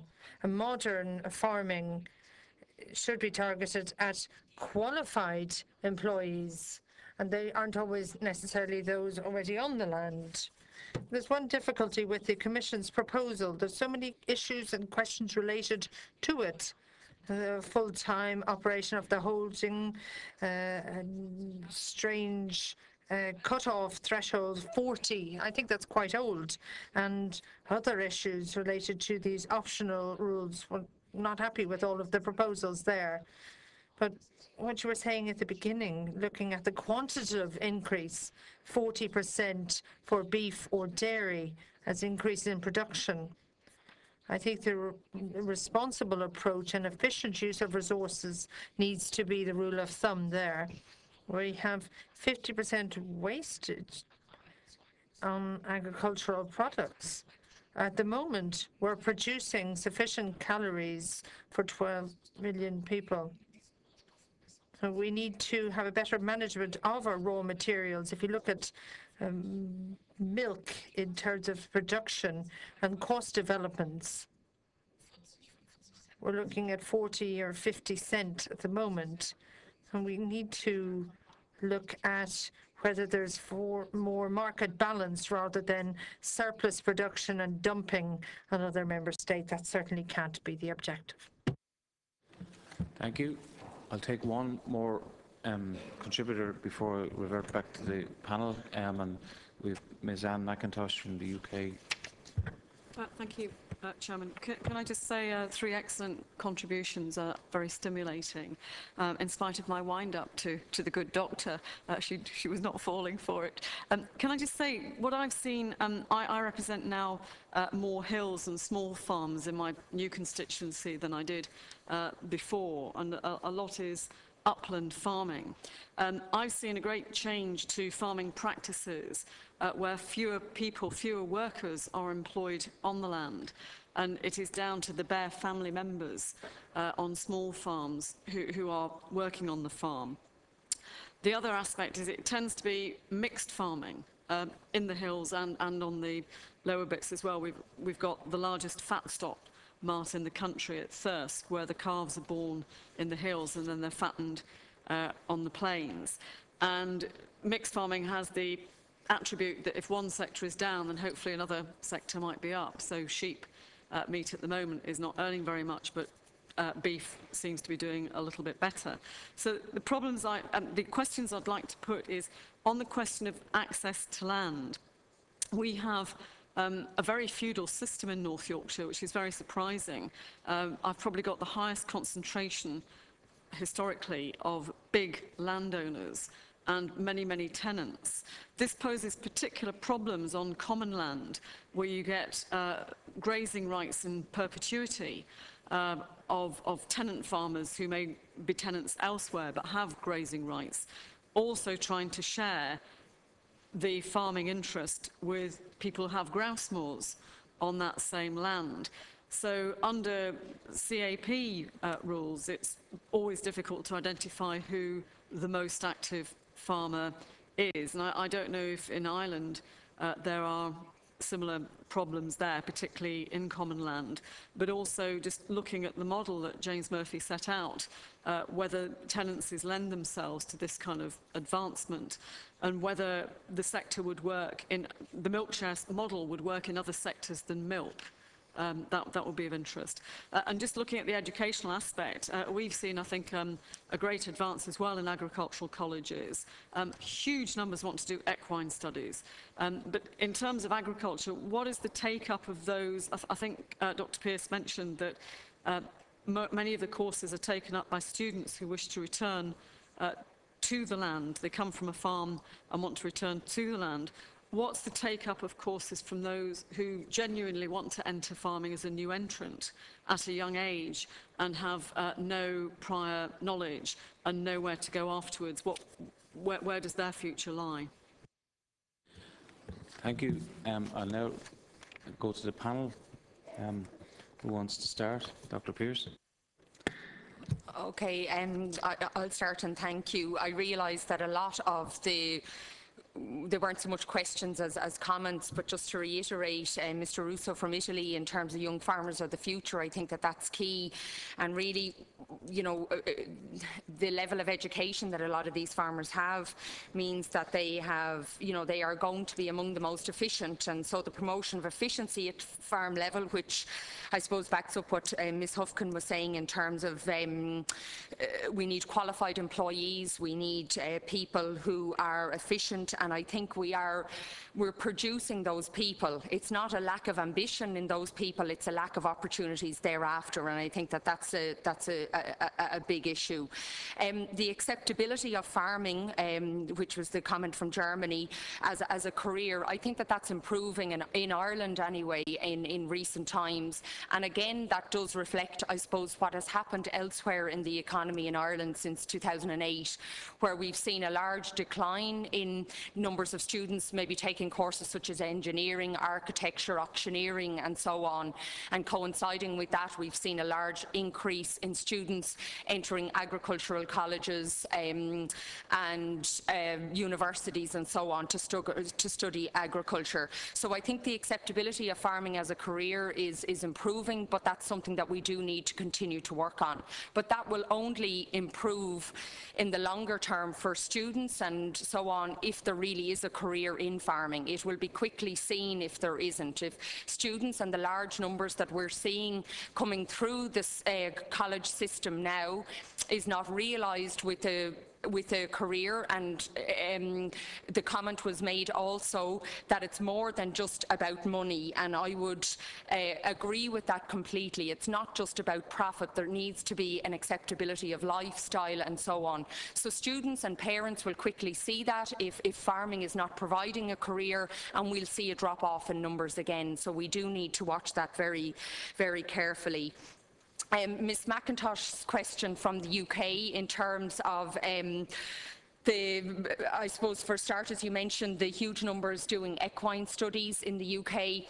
That has been a trend in the university as well, where a new programme in animal science equine was developed. This year we've seen a fall in first preferences, and these are figures only out yesterday, of 48%, a fall of 48% in students looking to study equine. And again, I suppose that reflects the economy and so on. So students do pay attention, contrary to what we might think sometimes, do pay attention to what's happening out there, and I suppose very much directed by their parents. We don't know the exact breakdown of students as they come into the university, and that's the one I can speak about most clearly, and a lot of what I talk about is anecdotal. And some of our biggest courses, animal and crop production, animal science and dairy business, are among our most popular. A lot of those students come from a farming background and would like to return farming, but that doesn't necessarily mean to their own farms, because if you're not the oldest child, and often the oldest male child in Ireland, the farms are in many cases not big enough for two siblings to work. So while they'd love to go farming, it's not necessarily back to their own farm. So clearly a lot of these students, the vast majority, if they had an opportunity to farm, they would. It doesn't mean on their own home farm, but if they could get on the ladder, that's what they're looking for. So I hope that in some ways answers your question. Just in terms of demand for courses, the course I coordinate, one of the courses, Dairy Business, has seen, again in the figures for 2013, a 36% increase. where we've seen a fall of 48% increase for equine dairy business. So that will show that students again are showing confidence in the sector, and now we just need to match that with opportunities for them thereafter. Thank you, Dr. Pierce. Do either Mr. Franz? When I look at the positions put forward by the representatives from various countries, I can see that the problems of young farmers is an issue that everybody's aware of and have problems that need to be addressed, and everybody's taking a different approach to solving the challenge of getting young farmers into farming. We have various geographical challenges, weather challenges, climate challenges, and obviously the responses to those will be different. But the responsibility for a young farmer when they take over a farm is the same, regardless of the climate conditions or the region they're operating in. Access to land, access to finance for building up their farm and making further investments. Those challenges are faced by young farmers across the community. And given that the challenges are the same across Europe, that means that we need the same support across Europe for young farmers. In Sage's mind, the measures that are voluntary measures in the first pillar and just beefing those up isn't enough of a solution to our mind. Countries have the possibility for investment aid in Pillar 2, but it gives farmers a lot of maneuverability as to how they access the funds and what they do with them. Another point that was addressed by Ms. Hofgren is an issue that we hear a lot in conferences, improving quality as well as quantity. To my mind, the farmer who is most likely to be successful in the future is those that can build on output from their farming. That's a sustainability criteria. Those farmers that can manage to be more productive are those that will survive, those that will farm in the future. Those that can't be more productive won't survive in economic terms.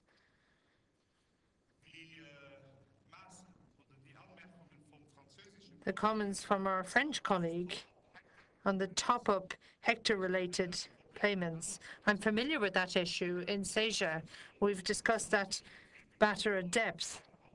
There are many farmers working in the wine sector or the fruit farming sector, and there's no per hectare payment there. So I'm aware of the issues related to that particular debate.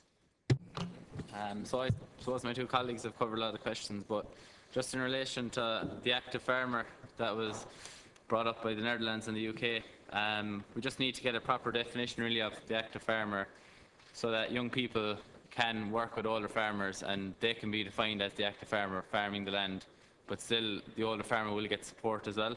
So that'll be able to keep two people in the industry, on a particular farm and work on that business. So that's probably extremely important. Then the question the comment from France about financing for young farmers. So the structures in place in New Zealand allow entrance a lot easier. So the first thing is farmers can get interest-only loans for the first couple of years. So their repayments are a lot less, and this is the most critical time, as Lawrence says earlier, when you're starting up your business, this is the most critical time to make sure that you can keep repayments. So that's extremely important. And secondly is the availability of chattel mortgages. So being able to use livestock as security on loans. A lot of young farmers will not have land to be able to secure loans, so structures have to be put in place whereby stock can be used as security. And I suppose finally the comment about access to land, and would share milking structure be able to adapt it to other industries. The the reason it's so successful in the dairy industry in New Zealand is because there's a constant income coming in every 2 to 3 weeks in the milk check, and that's been able to divide it out to the share milker and the landowner, and therefore they can cover their expenses on a monthly basis. However, in other industries like sheep and beef, a lot of it's just a big lump sum when animals are sold at the end of the year, so it'd be a lot more difficult to put that kind of a structure in place for them industries. Thanks for your questions. Thank you. I have 6 more delegates offering. We have to finish absolutely at 1:45, so I'm going to take the 6 together, 2 minutes each. So first is Mr. Yannikis Garaval from Cyprus. Dear colleagues, ladies and gentlemen, first please allow me to congratulate the speakers on their presentations. In the framework of Cyprus Presidency, significant amendments and promoted on the operation of the Young Farmers Scheme. These amendments aimed mainly to clarify and simplify the calculation method with a view to ensuring practicability and proportionality of annual payments, avoid unequal treatment of young farmers across the EU, and limiting the risk of unused funds under the scheme. The support granted to young farmers through the implementation of the direct payments regulation ensures the use of simplified and efficient tools which provide incentive to young people to get involved with agriculture. Currently, young farmers in Cyprus benefit from the rural developer programs because rural developer regulations allow for greater flexibility and better targeting. In this direction, Cyprus urges the Council to convey a positive message to the younger generation of farmers, but undertaking commitment to apply a young farmer scheme in at least one of the 2 pillars. Thank you. Thank you. Next is Pat Deering from the Oireachtas. Thank you, Chairman. Firstly, I'd just like to compliment the enthusiasm of the 3 speakers and wish them well in their futures. Just a couple of issues. First of all, I'd like to highlight this issue earlier on with the previous presentation. I think it's welcome to see the proposals for the young farmers coming in the new CAP reform. But I do think also there has to be some incentive for the older farmers to exit the system to make room for the young farmers, be it financial or otherwise. For example, we quoted figures earlier on about the high proportion of farmers who are over 80 years of age. That's a very, very old age for anybody to be actively working in a labour-intensive area. I think it's an area that needs to be addressed. In recent years in Ireland, for example, agriculture has become very popular again. In times gone by, unfortunately, a number of agriculture-related, I suppose, families and people who were traditional farm families moved to a different industry, which is now, unfortunately, collapsed. But those people are now coming back into the system. And I would see it important that those who will come back into the system now will be educated for the future in farming. I think it's important that there will be a structure put in place for those. Also, I think we have to look at it in 2 ways. That's number one. And secondly, I think getting more non-traditional farm people interested in farming as a career. Anybody outside of rural areas in Ireland in particular, it wouldn't see farming as a career at all, and to encourage and to educate them that there is a career in farming other than some other form of industry.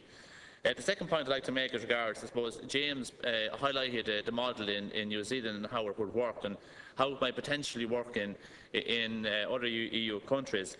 And this is an issue that my colleague from England referred to earlier on. In New Zealand, James mainly spoke about the dairying industry and the success of dairying and going exclusively dairying. I suppose in our part of the world, there is a lot of mixed farming. And I think one compensates from the other. If you have a bad year, we say, for example, in tillage or in beef, the dairying compensates for that. Is it dangerous, in your opinion, putting all our eggs into one basket so that maybe we could have a bad year, a couple of years, and all of a sudden we're in severe financial trouble? How would we sort that problem out going forward? Thank you. Thank you. Next, we have Mr. Anders Johansson from the Swedish Parliament. Thank you very much, Mr. President. It's very nice to have young people here in the room right now, and it is a problem that the age of the owner and the farmers, and it is a problem that the access for young farmers is that very hard. So, to my questions, is more money in the system, is that the real answer? So far, the subsidy has raised price of land all over the EU. Maybe in the short time, it could help with special treatment for the young farmers, but my question is it in the long term? So please, will you give us some comments on that? Thank you. Thank you. Now, from the Belgian-Flemish Parliament, we have Mr. Stefan Sint-Oben. Thank you, Mr. Chair, for the right introductions. On behalf of the Flemish Parliament, I can say that we support the point of view that 2% of the annual national maximum in each member state ought to be earmarked for an annual payment to young farmers. This payment to young farmers must, however, be calculated in such a manner that all of the resources are effectively allocated to young farmers so as to avoid unused resources. And I know, Mr. Chair, that it is not within the competence of the CAP, the CAP reform, but I think it's a major concern how we can provide also in the future a new generation of young farmers.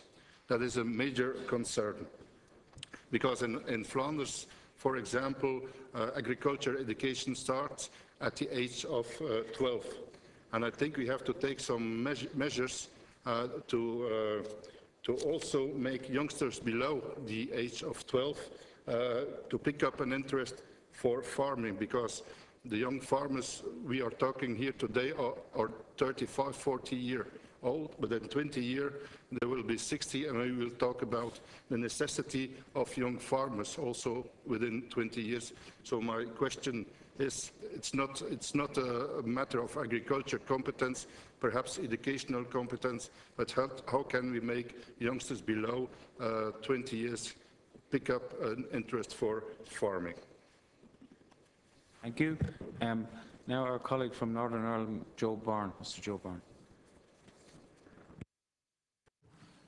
Thank you, Mr. Chairman, and congratulations on the chairing of the conference, and thanks for the invitation to be here. I greatly enjoyed the three presentations. They're very logical and analytical, and they're looking to the future. I would like to ask Dr. Pearce, is there any tracking being done on those that enter these agricultural courses and how many actually go on to practical farming? Secondly, in relation to Laurent France, he identified the two key bottlenecks of access to land and access to credit. Would he elaborate on how that can be handled in relation to access to credit in the future, given that the banking system has very much given loans in the past here tied into security relating to actual farms? And lastly, to James Murphy, which I greatly enjoyed about the New Zealand experience, is he really advocating sustainable intensification for the dairy sector in the future? Thanks.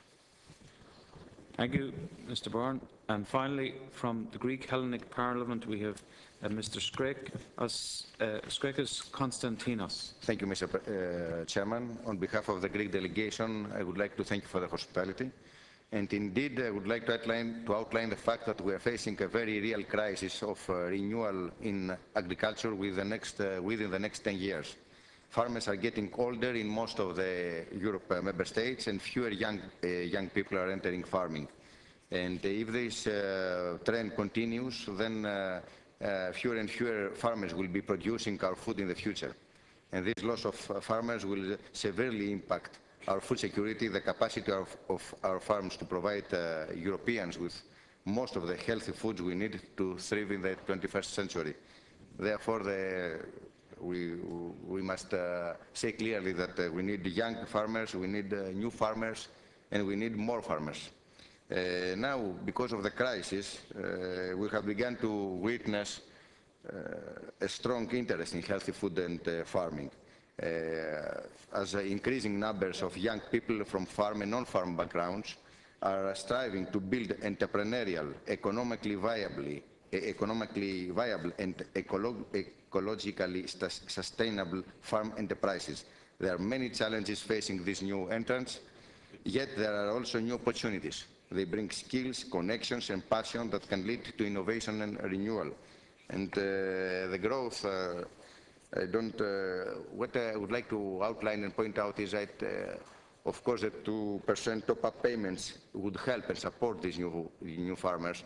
But I think that this time we have to be more innovative in finding new money in order to support them, knowing the cuts in the budget, in the European budget. And maybe now is the time that we have to look maybe for new ways and new tools to support these new farmers that are trying to make new investments, both in production but also in the whole supply chain. Maybe now is the time for a venture capital financed by the European Investment Bank that could help this whole idea. And the growth, I think, also organic products, organic production that can be produced by younger farmers that can shorten the supply chain and directly sell these products could help also those farmers to survive and in the future. Thank you. Okay. Thank you. I'll go back to the panel. Okay, I realise we're short on time, so I'll just make a few quick comments. Pat Deering's comment from Ireland about incentivising older farmers to exit, I think is really important. But there's an education piece required for older farmers there too, who, you know, there's a lot of myths around long-term leasing and what happens if they release the land and squatting rights, and, you know, just myths that are there, so that they feel confident that if they leased out their land on a long-term lease, that there are no long-term repercussions for that for them. And in terms of students from non-farming backgrounds entering, we have seen increased numbers of those in the system without doubt. But in terms of promoting it as a career, we have to be sure first that there's a career there for them in it. So that's our job. You know, so first the careers need to come, and we'll see the students from non-farming backgrounds flow into that. So I think that that's, and in terms of putting all the eggs into one basket, the profitability of dairy with or without the single farm payment is higher in Ireland in any figures that we have compared to other industries. So I suppose that's why there's such a focus on it. From the Flemish Parliament, the comment about stimulating interest before, you know, while students are very young. We've seen a resurgence of agricultural science as a science subject in Ireland in the last number of years. And so that's the students taking this subject from the age of about 12 to 17 prior to going into college, and that has really increased. And in terms of promoting public awareness campaigns, and we have an initiative here called Agri-Aware, that very much helps too. Just to finalise Joseph Byrne's comment from Northern Ireland, I don't know the percentage that go into practical farming. I know that there's a high percentage in a certain number of our courses want to do it, but we haven't done a career study or a post-college study in a number of years, so I'm afraid I can't answer that with a definite figure. I'll pass on. Gentlemen, 1 minute each. Okay.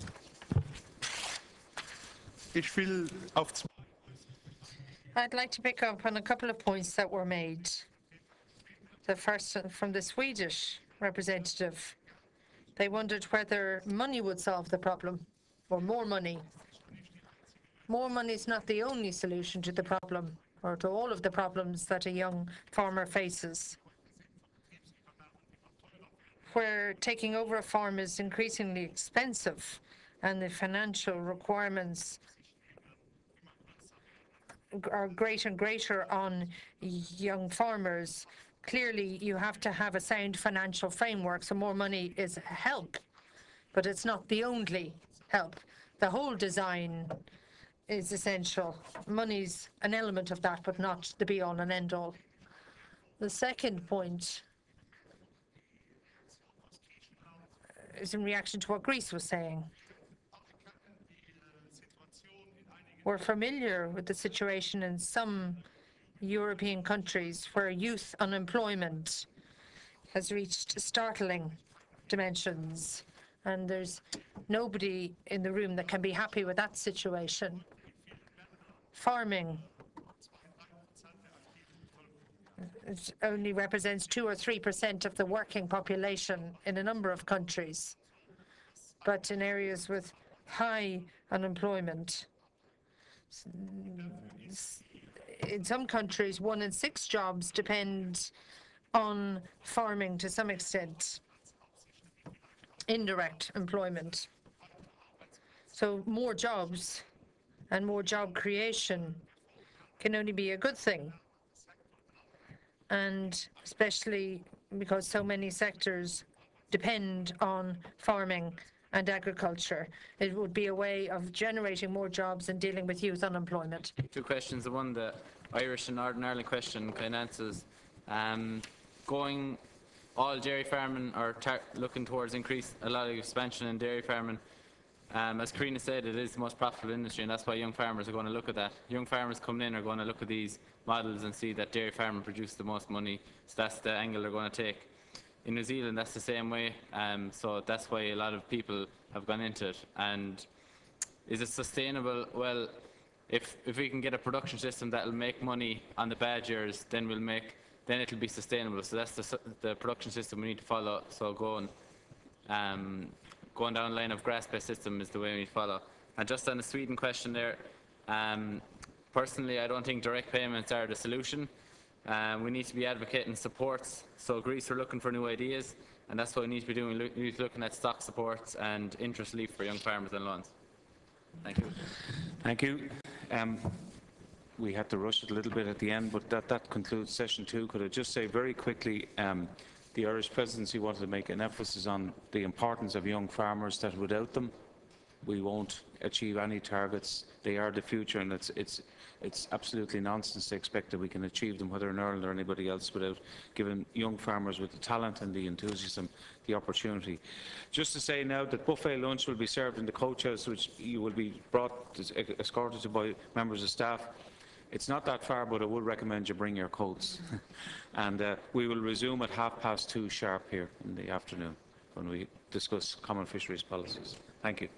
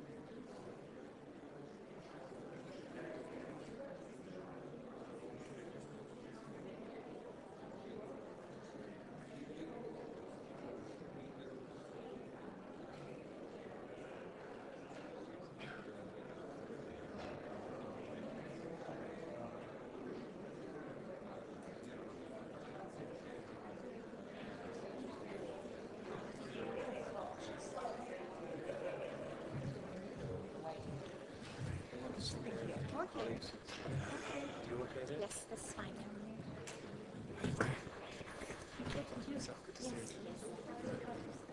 They're good. Yeah. They're not sleeping.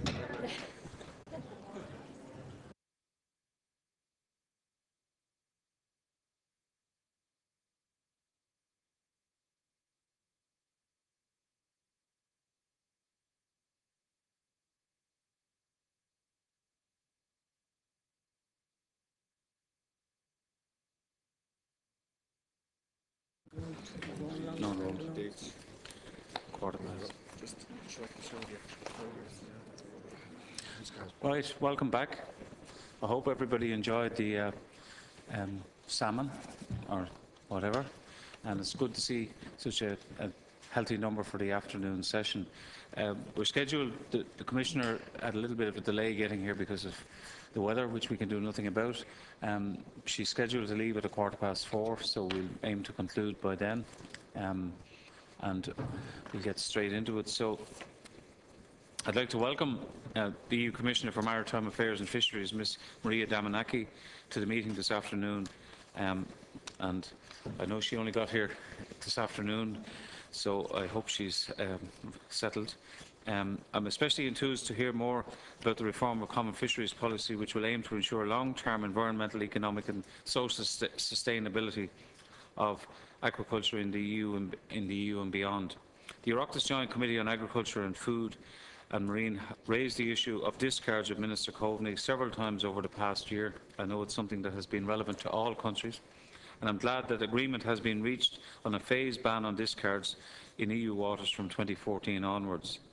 The reform of the common fisheries policy will have a major impact on maintaining a sustainable fishery, and its importance cannot be overstated.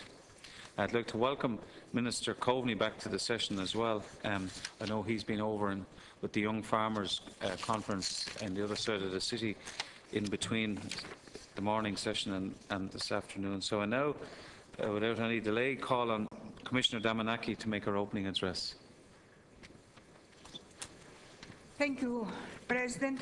Dear Simon, dear members of the Parliament, I would like to thank everybody who arranged this meeting. This is a real opportunity for me to be again here in Dublin for this meeting with the members of the national parliaments. And I think that it's very, very important that our meeting is taking place here at such an historic setting like Dublin Castle.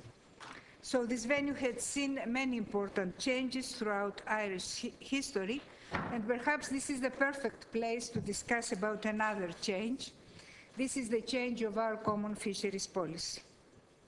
I know from reading the position papers of the committees of national parliaments that you have already discussed our proposals about a new fisheries policy, and in general you have endorsed the change. I think that everybody around the table can agree that what we need is sustainable fishing by respecting the maximum sustainable yield principle, by stopping wasteful discarding and taking decisions closer to citizens via regionalization. So I would like to give you my sincere thanks for your efforts, and please continue to be involved. So let me share with you some information about the procedure of adopting this new policy. The Council of Ministers has now agreed a general approach on the new policy that includes all of the above. They agree to achieve maximum sustainable yield by 2015 where possible, and by 2020 the latest. They agree to a phased-in discard ban with no exceptions. They insist in phasing in solutions such as de minimis and year-to-year flexibility. Council also agrees to start with fisheries where the discard ban is easier to introduce, and to end with other fisheries where we may need more time for the implementation of the landing obligation. The general approach of the Council also includes regionalization, voluntary fishing concessions, and a set of principles for new external policy that follows the same way we fish in our waters and respects human rights. So you can understand perhaps why I am so pleased, because our ambition is kept, the proposal of the Commission is there. So let me at this stage thank Simon Coveney for his steer, which allowed Council to come to finalize the general approach. I'm also very happy to inform you that the landslide vote in the European Parliament, with over 500 votes across all political parties in favor of an ambitious reform, was very important for us. And also the European Parliament has set the level high for both MSY and the discard ban. They to endorse regionalization and the new external and market and labeling policy. Ladies and gentlemen, these are radical changes that mean a U-turn, a real U-turn in the way we fish. The co-legislators are bringing together widely diverging views, coming up with compromises that have broad support. Let me say that this is not an easy job. So what lies ahead of us after all this? We now are moving to the trilogues, where Council and European Parliament will have to agree on the final outcome of the reform. This is going to be a tough job for everybody, but especially for the President, Minister Simon Coveney, but I have all the faith to him.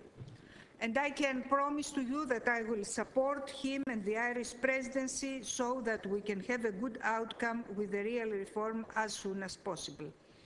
If we can do this by June 2013, there I will be more than happy. But what is most important is that we don't lose sight of the essentials and not give in to voices that seek a watering down of the ambition of the reform. So I hope that we can really rely on you to send this message to your governments. Also, I can see that you can play a very important role because you are very close to our fishermen and our citizens, especially in coastal areas where fisheries is very, very important. So you can explain what we are doing. You can persuade them that what we are doing is profitable for both our fishermen and the sea and the environment, because the healthy stocks can bring more fish in our nets. This is the only way to get more fish in our nets, to have healthy stocks in a good situation. And I'm here to explain it to you with concrete figures, how much we're going to get more if we're going through sustainability. Also, better labeling and marketing can bring more income and jobs to our fisheries sector, and here we can help, you can help us a lot. So to move to this new reality is not easy, of course, and I'm here to assure you that our fishermen, we are not being alone in this procedure. We are not going to leave them alone to take all this transitional period and this burden. We are going to provide them with our support, so we have proposed an important financial package of structural aid to help fishermen and fishing communities face these challenges and to ensure that these changes are complemented with active policies to promote growth and jobs in coastal areas.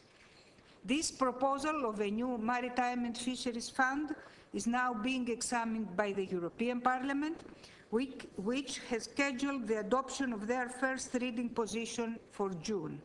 The Council already adopted a partial general approach in November 2012 and will complete its position in April. So we can expect the trilogues on this proposal to start sometime in July this year. Your opinions will be also very welcome on this, how we are going to spend our money, and I hope that during the trilogues under the Lithuanian presidency, we can also meet and exchange views about this issue. Thank you all.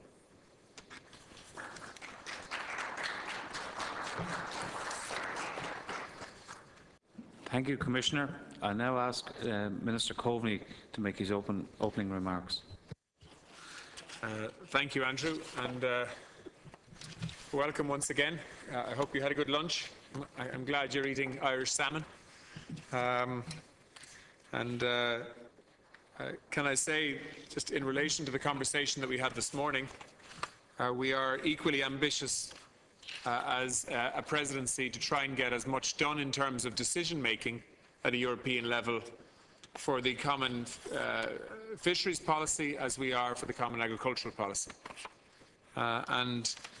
We made significant progress to that end 2 weeks ago in a council meeting that was long and difficult, but where we agreed and endorsed a common position on the general regulation of the CFP on behalf of the Council, where 26 out of 27 member states supported that position, which is actually an even stronger vote than in the Parliament. And that was after 23 hours of debate and discussion and compromise.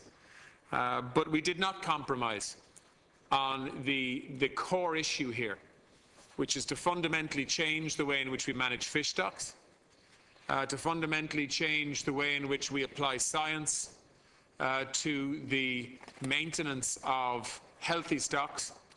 That is what we're talking about when we're talking about fishing to maximum sustainable yield by 2015, where possible, and by 2020 at an absolute limit.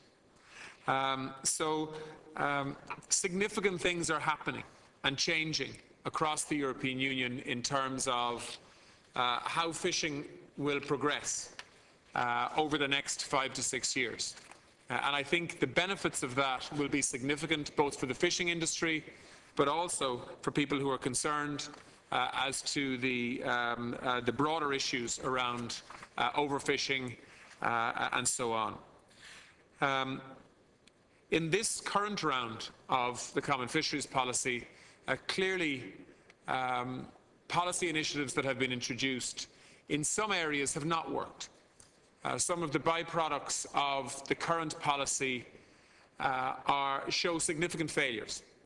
I think the best example of that is the level of discarding that takes place of perfectly healthy and marketable fish.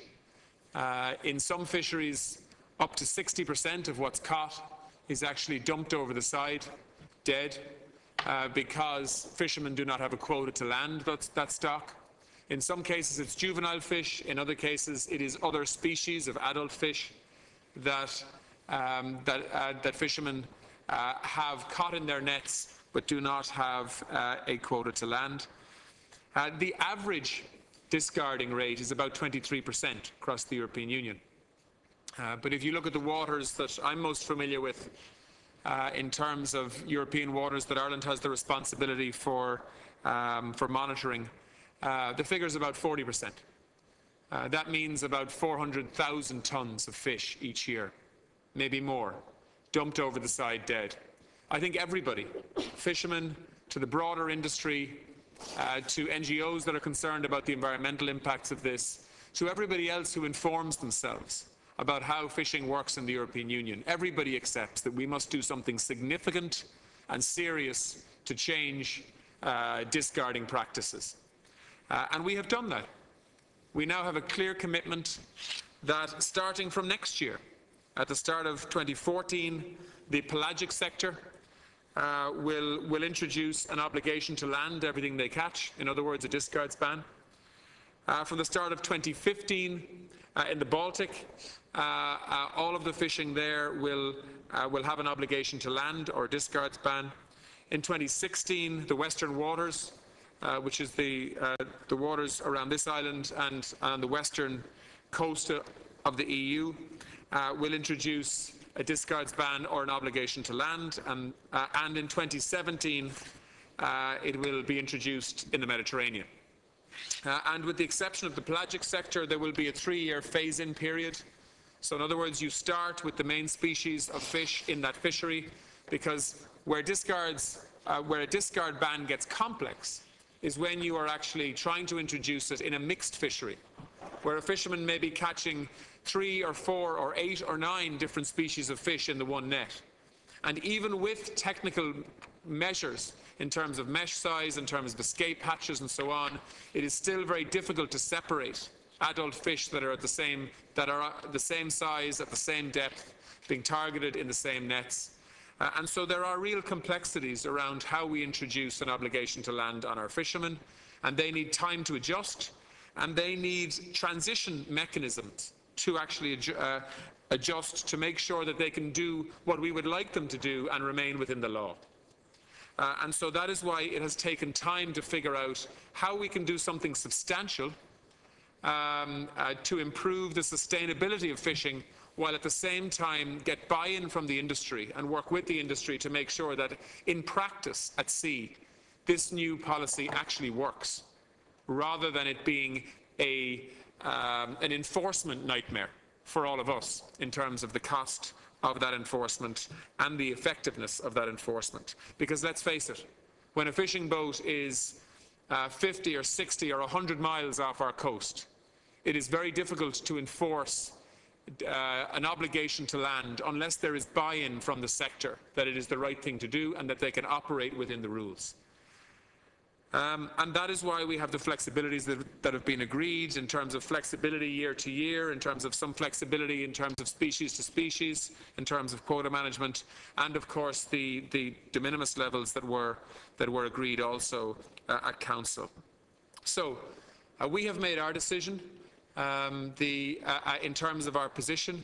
The European Parliament has also made their position clear in a very clear fashion. The Commissioner has remained consistent in terms of what she wants to achieve. And so now, starting next Monday, we are moving into a trialogue process to move, as we are in agriculture, I hope, in the not-too-distant future, to move towards a final political agreement in June on the general regulation around CFP reform, in terms of the policy initiatives. The financing of that reform through the European Fisheries Fund, essentially, or the EMFF, will be finalised in terms of trialogues during the Lithuanian presidency that will follow the Irish presidency. So this is an exciting reform. We need to get it right. In my view, we are getting it right, but we need to finalise that process now. And that brings me to your role in all of this. Because just like in agriculture, when you actually finalise a European policy through the mechanisms that are there and the institutions that are there to do that at a European level, it then falls on member states to actually implement those new rules and regulations effectively, to work with industry in our own individual countries to make sure that what we aspire to do in terms of the overall policy actually happens on the ground. And the support systems that are in place in terms of domestic policy need to mirror what we are trying to do at a European-wide basis. And whether that is new approaches in terms of more targeted fishing, or indeed whether it's other initiatives that we can take to keep coastal communities intact through the transition years that we are talking about, well, then we all need to think about how best to do that in our own countries. But ultimately, what this is about is ensuring that there are more fish in the sea to catch. In simple terms, that's what this is about.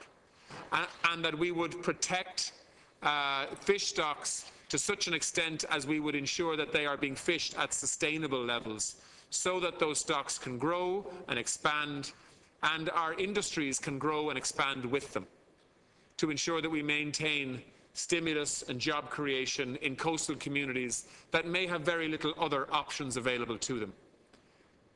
And actually, I think there is some correlation between the countries that have the highest levels of unemployment at the moment in the European Union and coastal countries, like Ireland, like Spain, like Portugal, like Greece, like Cyprus, countries that have huge economic challenges in the future, but also have significant fishing industries and significant coastal communities that need optimism for the future in terms of where their industries are going. And I think that this CFP reform can do that. I really do. and I am committed to trying to get that policy finalised with Maria and with the European Parliament by the end of the Irish presidency. So I look forward to your questions. Thank you.